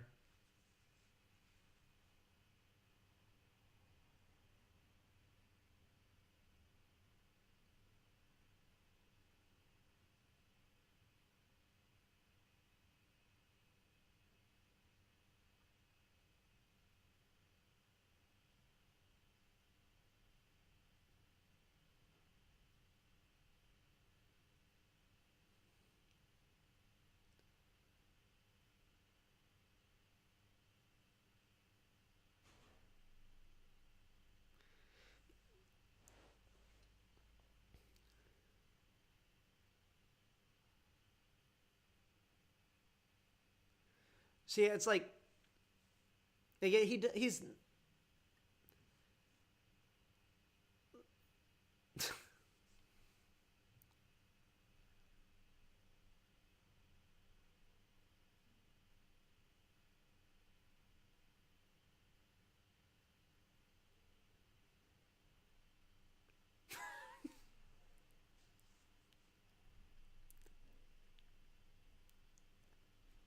then why did you change it?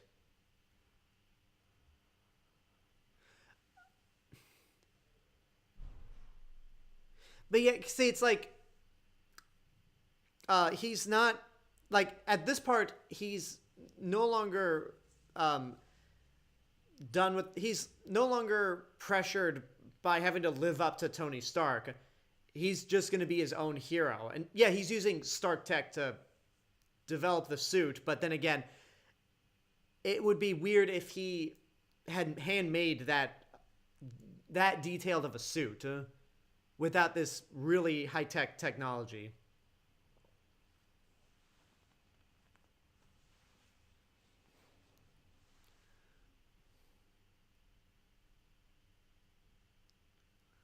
And plus, like, um, ACDC's Back in Black. How dare you, Peter Parker? How dare you disgrace the name of ACDC? I mean, Led Zeppelin's cool, but come on. But anyway, it's like, yeah, he's using Stark Tech to build this updated Spider-Man suit, but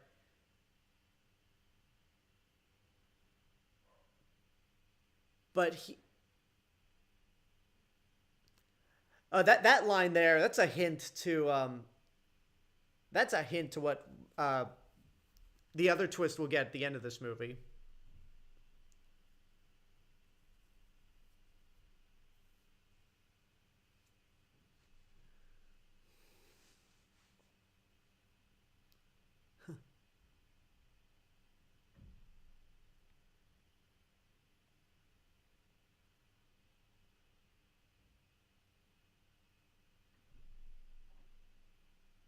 This dude's bug-eyed.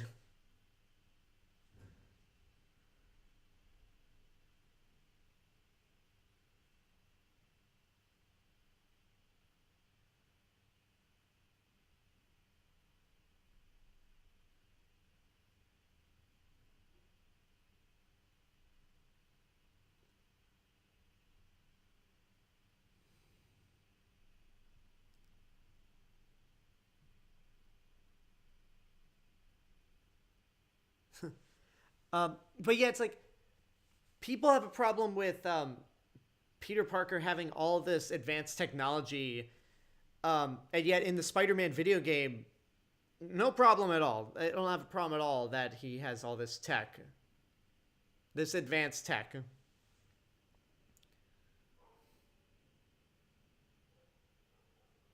Uh oh.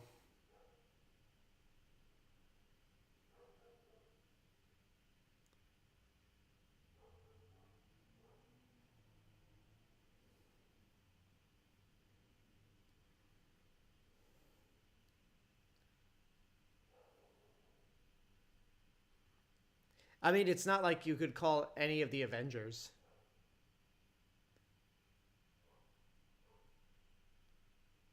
Huh. If Flash is disguised by. Wait, hold on. I'm trying to read that. If Flash is you meant is disgusted by you. You know something's wrong. You accidentally said disguised. So I thought, wait, are you talking about DC's Flash?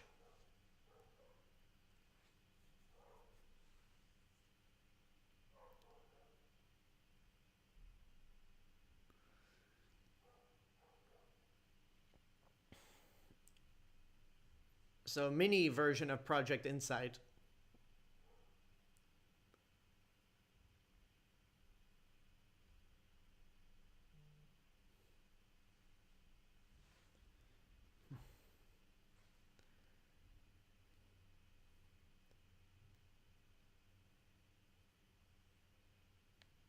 but it looks real.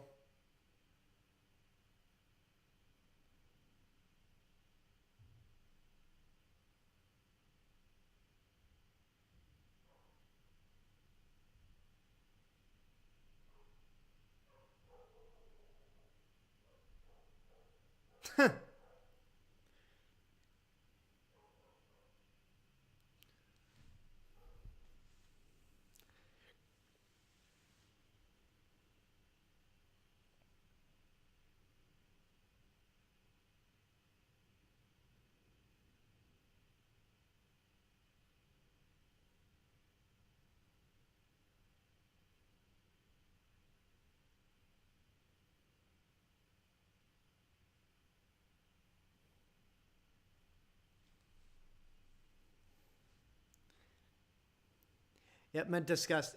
Oh yeah, yeah. Damn autocorrect. Um, I always love watching. I always love looking at those images. I know this is completely unrelated to this movie, like some of this conversation throughout all these watch parties have been. But I love looking through the internet and seeing all the damn autocorrect mistakes that people screenshotted.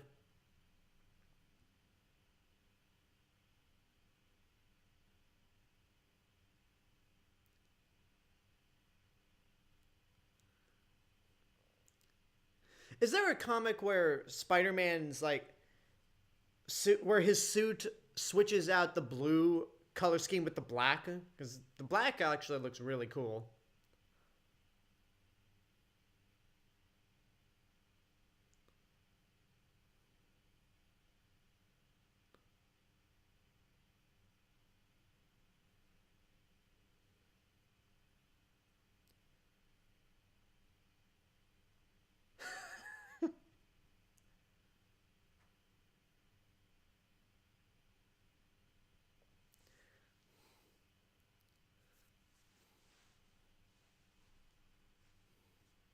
Yeah, definitely. I mean,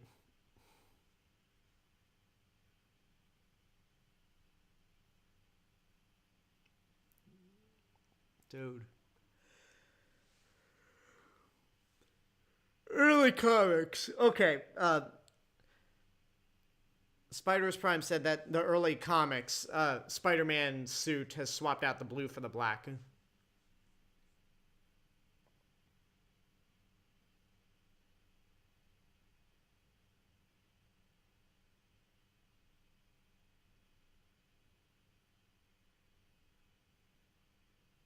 It's like keep moving.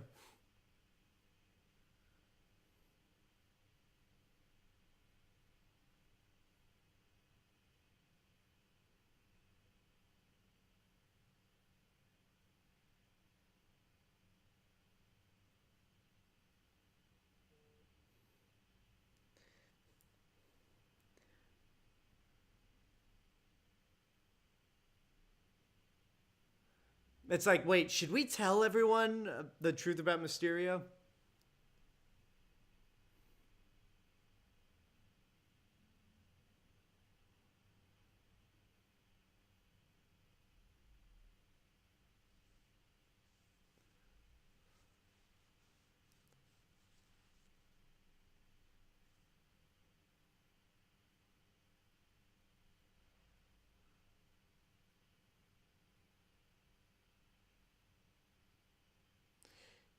He, he'll never see me coming.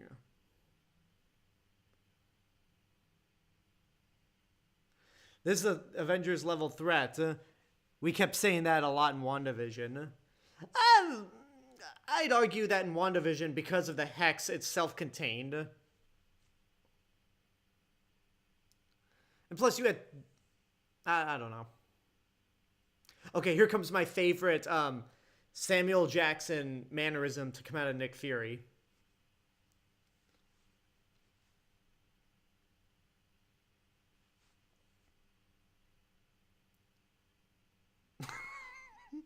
Like it doesn't get any more Samuel Jackson than that.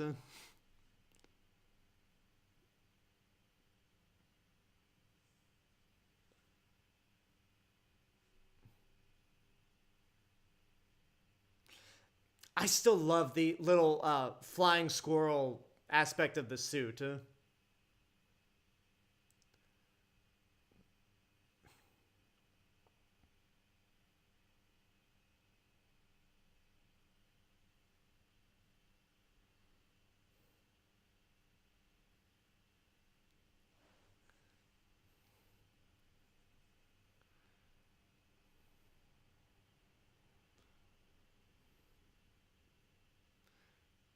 I really like Michael Giacchino's Spider-Man theme. Like there's something about it that I like. I like probably a little more, or just as much as Danny Elfman's Spider-Man theme.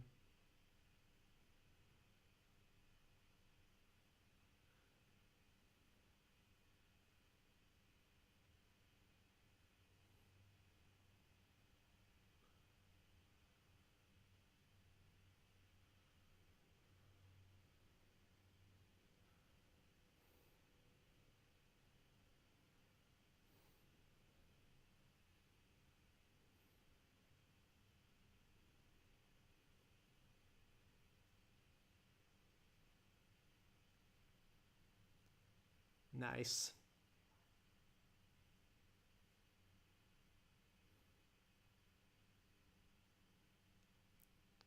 Hello, Beck.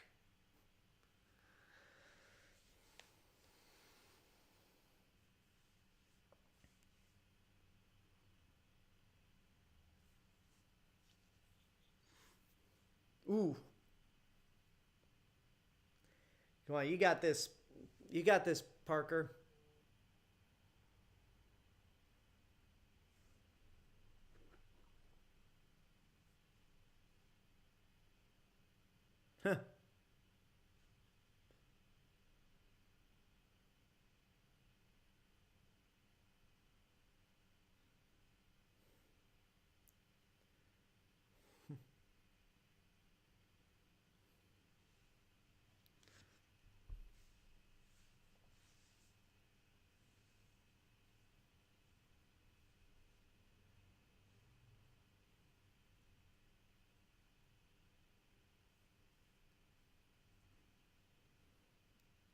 Well, there goes the jet.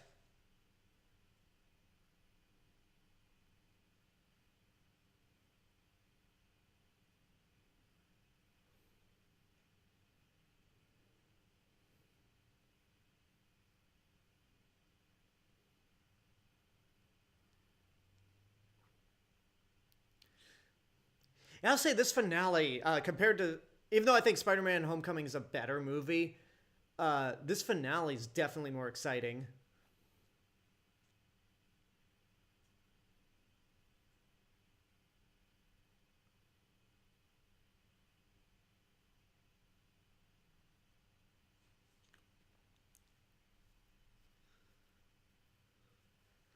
It's like, don't ask questions, just run.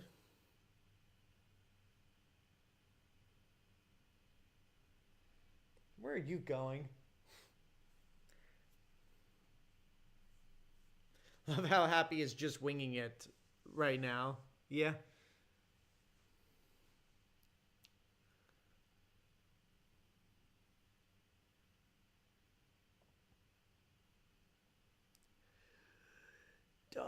Don't do it, MJ.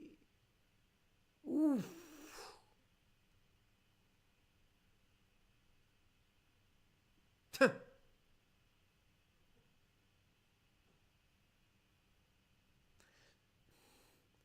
Again, like my memory on this movie is not that fresh, so seeing this is like seeing it for the first time. Huh? This is like me seeing it for the first time.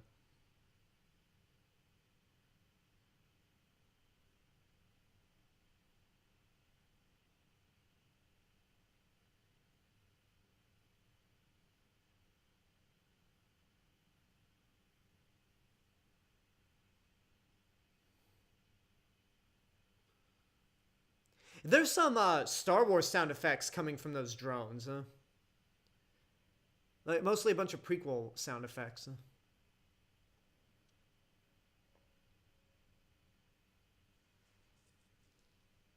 Like this would be if this were a level in the video game, this would probably be the most intense level in the Spider-Man game.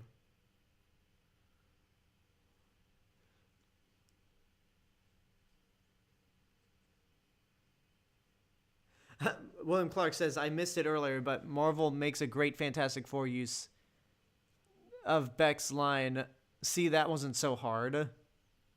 What do you mean? In the sense of when they make their Fantastic Four movie, or is that a reference to something else?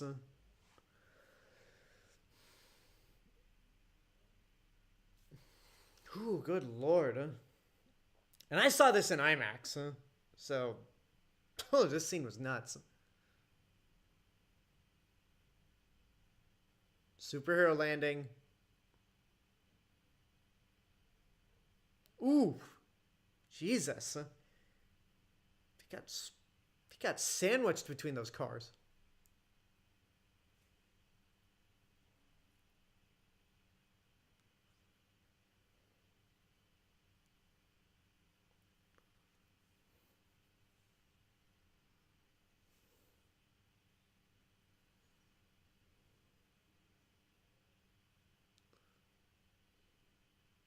Oh yeah, he ran out of them.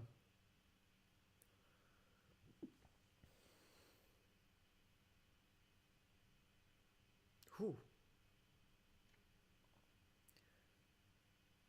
So yeah, this is the first time the is this the first time Spider-Man has run out of webs in the movie? This is the first time he's run out of webs in the movies.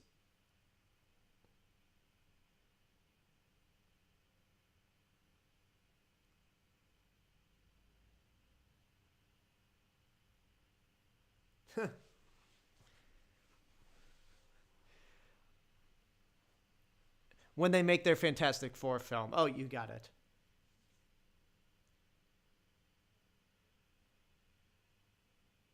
Huh.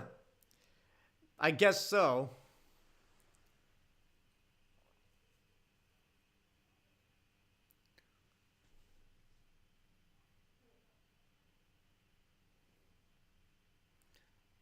Again, I like how this movie emphasizes Peter Parker's ability to like really problem solve more than the other movies have.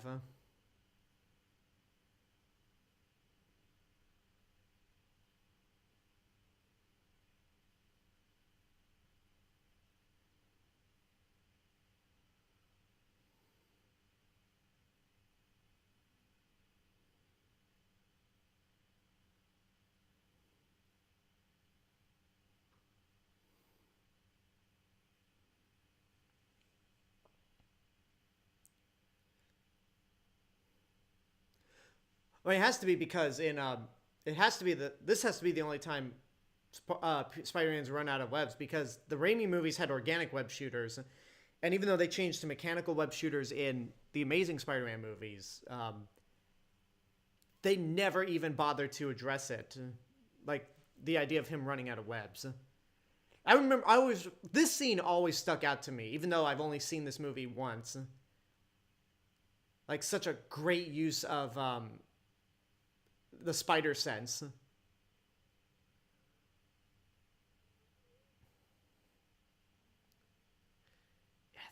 Yeah, that scene kicks ass.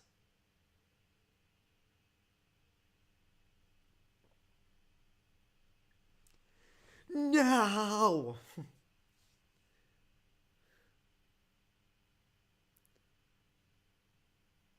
Oops. Yeah, that didn't work out too well. Edith's like, I tried to warn you, Quentin Beck. God, that's such a great scene.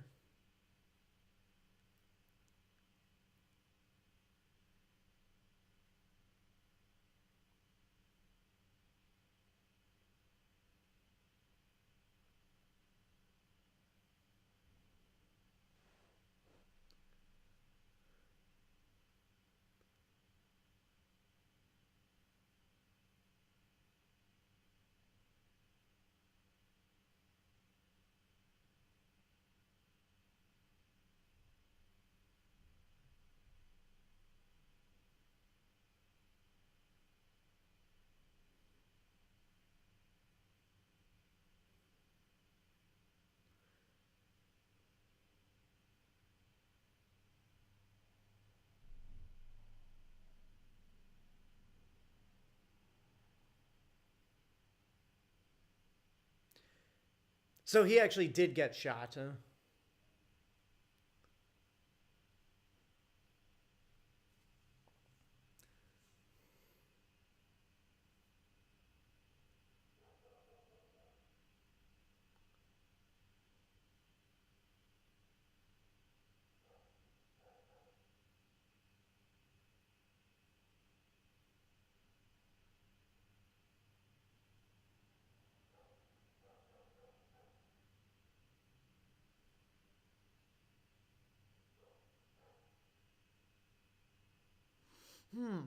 Yeah, watching this movie a second time, that line makes a lot more sense now.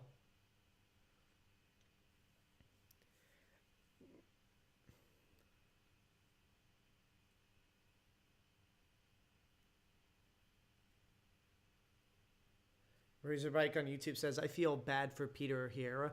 Oh, just wait about like later on, you're really gonna feel bad for him.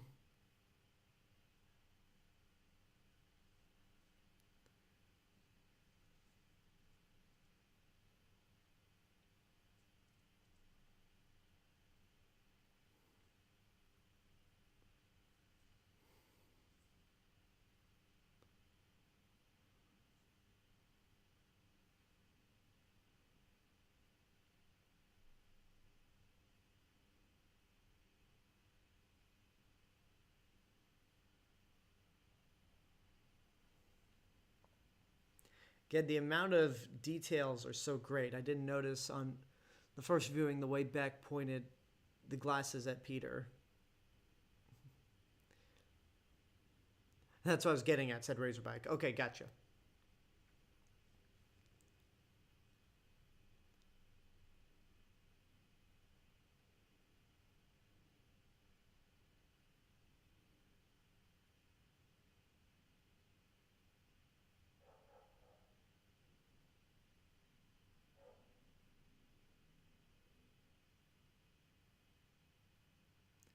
It's like, Peter, just shut up.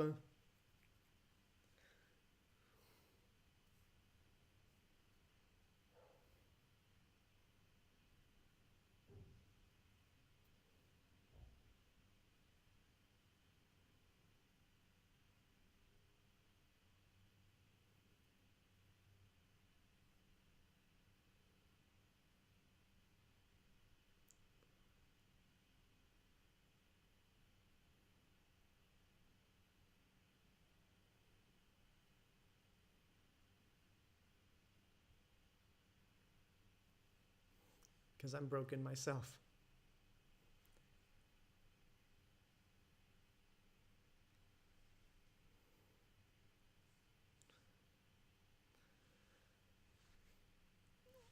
Spires Prime says, "Watched in No Way Home. Beck is faking it." I don't think I understand that comment.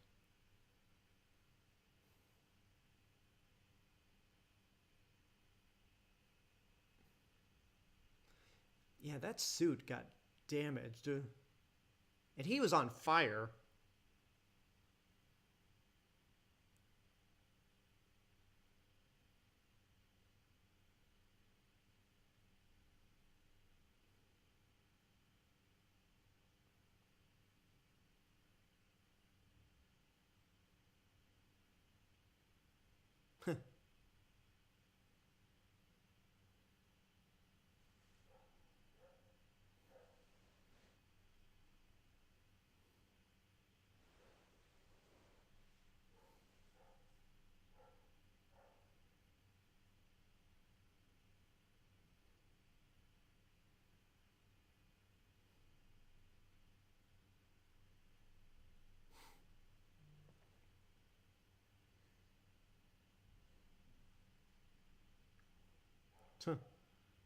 You know, when you think about it, yeah, Jon Favreau decided to have the Nick Fury cameo. Well, I guess him and Kevin Feige at the end of at the end of Iron Man 1. And these two characters have never interacted with each other until this movie.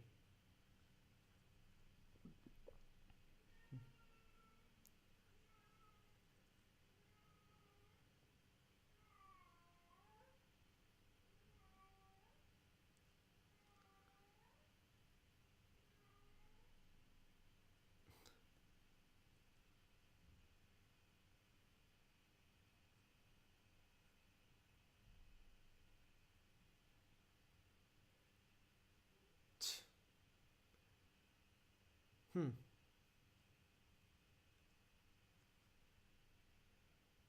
Man, poor Flash. I was getting dissed by his mom.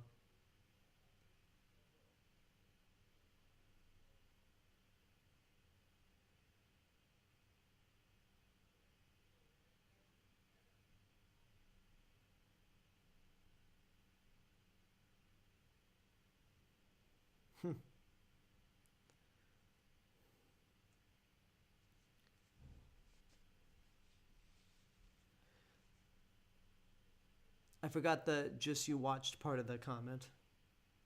Hmm.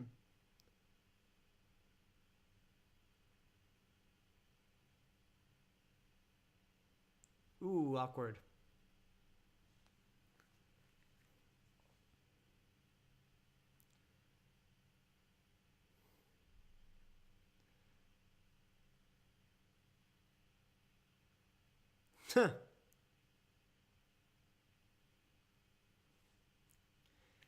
Now we finally get the this is what I think this scene emphasizes what I mean by we finally get to the Spider-Man that everyone knows and loves, where we finally get to see him swinging through New York City.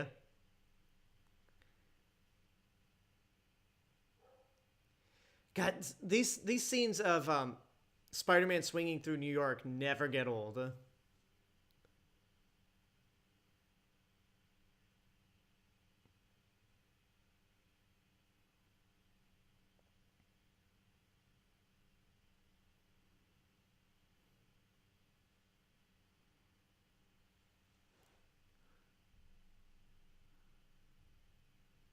Hello, New Yorkers. And there's the site where the Avengers had their first battle. Yoink.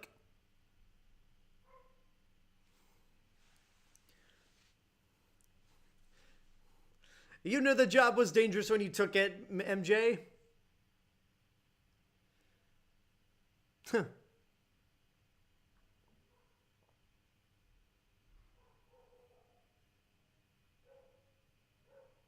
There's that stock scream. So yeah, that's Spider-Man Far From Home. I kind of feel about it the same way I did the first time. Definitely gets better once the big twist of the movie plays in. But not bad at all. It's my third favorite Spider-Man movie overall. Or maybe I like the first Sam Raimi Spider-Man a little more than this, but this is definitely one of the better movies. So yeah, we got two stingers. We'll get through them. And I'll give you all the rundown and maybe take some questions as we wait for the last stinger to pop up.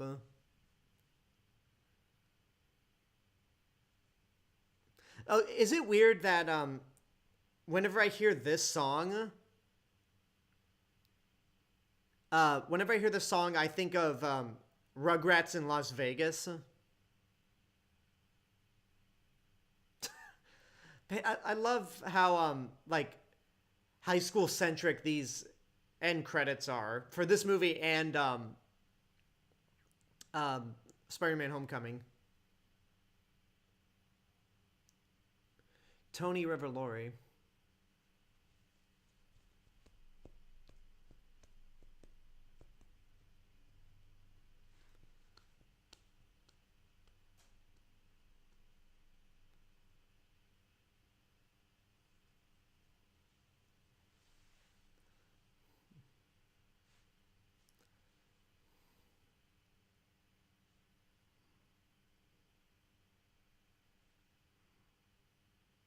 Yeah, this really looks like something out of the 90s. These type of credits.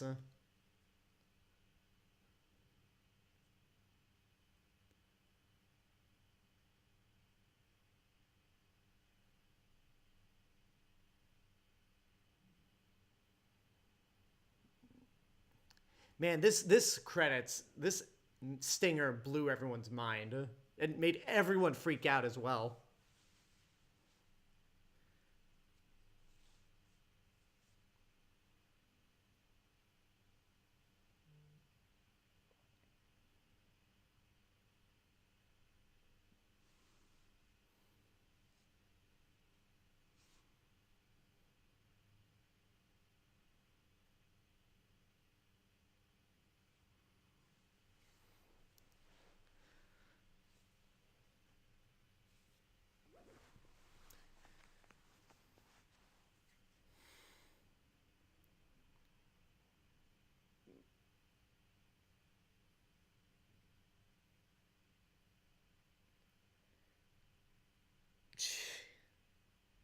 It's like, we all know that didn't happen.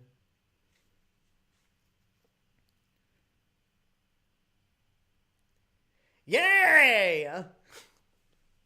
Like, I love how they, like, nobody can play J. Jonah Jameson but J.K. Simmons. And he's basically the Alex Jones version.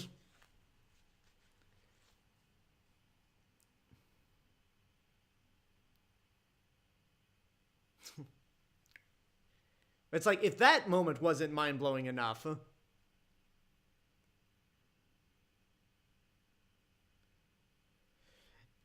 Man, like, after that, I felt like one of those, like, entitled fans where I'm like, no, I don't care about anything else except the next Spider-Man movie. I need to see a follow-up. I need to see what happens next. But yeah, yeah, I love how they made J.K. Simmons. Like, the MCU knew nobody can play J.K. Simmons. Nobody can play J. Jonah Jameson except J.K. Simmons, and yeah, it's again, I love how it's the Alex Jones version that we saw in the Spider-Man games. Yeah, William Clarkson is the best. Talk about getting the last laugh when you're gone. Yeah, heroes don't have the best reputation in the MCU right now. I guess not, because the head of spoilers for WandaVision, but the acting director of Sword wanted to start a war with Wanda Maximoff.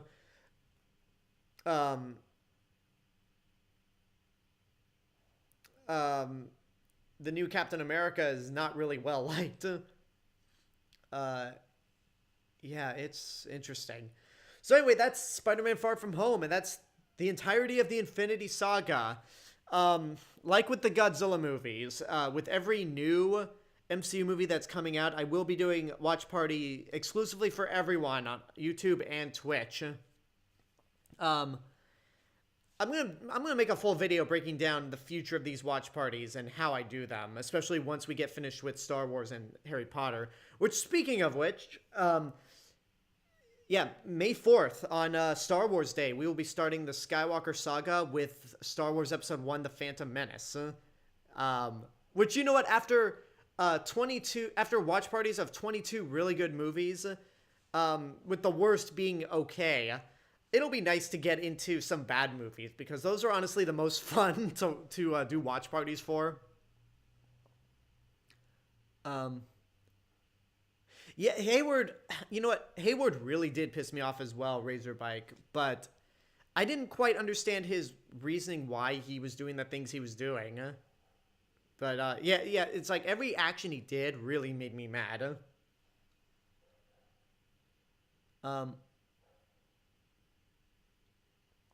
Razorbike says, I need to get going. I hope you all have a great... stay safe, stay healthy. I hope you all stay safe until the 4th. Also, I'll be going back to school full-time starting the 8th. Oh, good luck with that. Spiders Prime says, my favorite Star Wars movie. You really? Are you? Is that sarcasm? That Phantom Menace is your favorite? Well, we'll get to that eventually. But yeah, Phantom Menace, we'll start that movie on May 4th. And then, after having riffed over 100 movies since August on Twitch, I agree. Yeah, once we get done with Star Wars, we'll move on to Harry Potter. And, again, after Harry Potter, any other movies that I do that aren't Godzilla, MCU or MonsterVerse, if that series continues, they will be Twitch exclusives, and they'll be archived to Patreon. But that won't happen until I reach a specific Patreon goal. But anywho, thank you guys for joining me in this series of watch parties. If you follow me on Twitch, but you do not subscribe to me on YouTube, that's my main hub in terms of content. I mainly put out movie reviews, including Every Wednesday, I'm reviewing all the Disney movies from Snow White to Wreck-It Ralph. Tomorrow will be Alice in Wonderland, my favorite Disney movie made when Walt was alive. Then I'm also working on reviews for the Mortal Kombat movies and prep for the new one. I've got a lot of new content coming your way.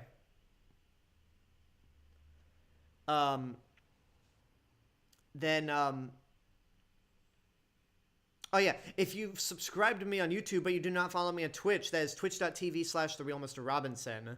Oh, and on YouTube, for you Twitch people out there, it's youtube.com/TheRealMrRobinson. By the way, for Twitch, from this point on, starting this coming Saturday, I will be streaming every Sunday, Wednesday, and Saturday. And then once we get to May 4th, it'll be back to the regular Sunday, Tuesday, Thursday, and Saturday. William Clark on YouTube says, I did enjoy these MCU watch-alongs. They've been fun, and I enjoyed interacting with you. Can't wait to watch more of your reviews as well as your Disney retro reviews. Thank you, man. Definitely appreciate it. That being said, if you like what I'm doing with YouTube or Twitch, you want to help support financially, that is patreon.com/TheRealMrRobinson. You can help support the channels for only $1 a month. But if you want access to some more exclusive content, then you can pledge $3 and above.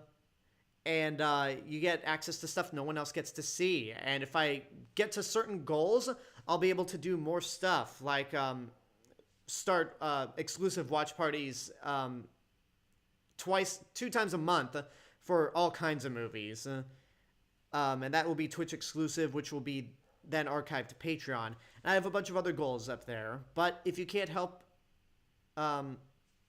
If you can't help support financially, that's totally fine. Subscribe to me on YouTube or following me on Twitch is definitely good enough. I will take any kind of support you give me. And what else? Razorbike says, the only 2 Star Wars movies I really don't like are Attack of the Clones and Revenge of the Sith. No, The Rise of Skywalker, I'm sorry. Yeah, Rise of Skywalker, yeah. Those are... I mean, Clone Wars is still the absolute worst Star Wars movie, if we're talking about all of them, but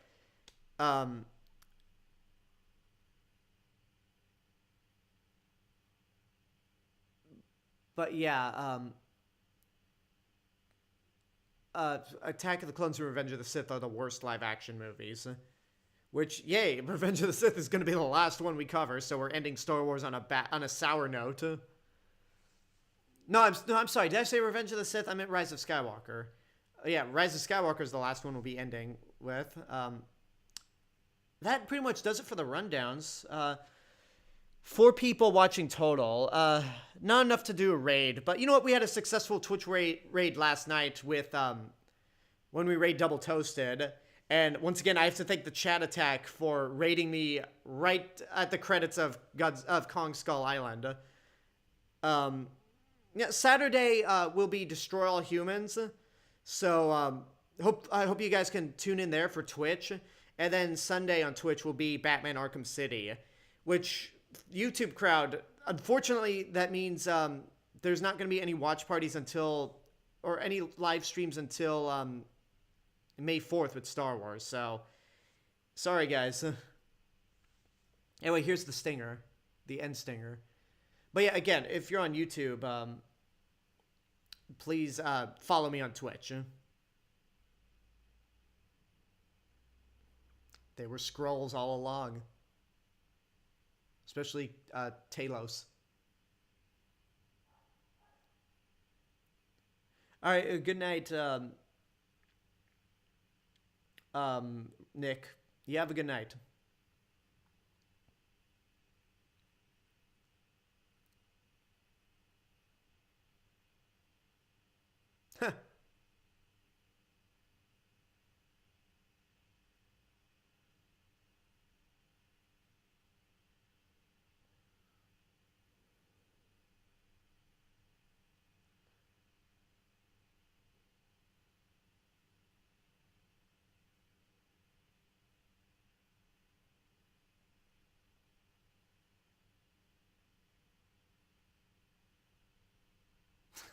I love that Ben Mendelsohn's not playing a villain in the MCU.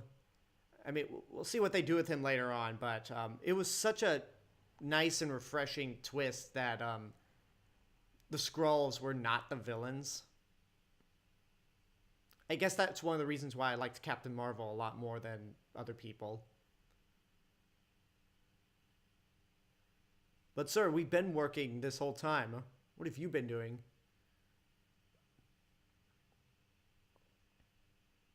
I'm pretty sure that's Sword. Dedicated with love and thanks to Stan Lee and Steve Ditko. That's right, because yeah, this is the only MCU. This is the first MCU film made where Stan Lee did not cameo because of his passing. Okay, yeah, that does it. Again, for the Twitch crowd, I'll see you guys back here Saturday with Destroy All Humans. And for the YouTube crowd, again, you follow me on Twitch if you want to get more live streams. But without Twitch, I will see you guys. The next live stream I'll see you guys in will be for Star Wars Episode 1, The Phantom Menace, on May 4th. So, yeah, see you guys later. Until next time, this is the real Mr. Robinson telling you there's only one. Have a good night, y'all.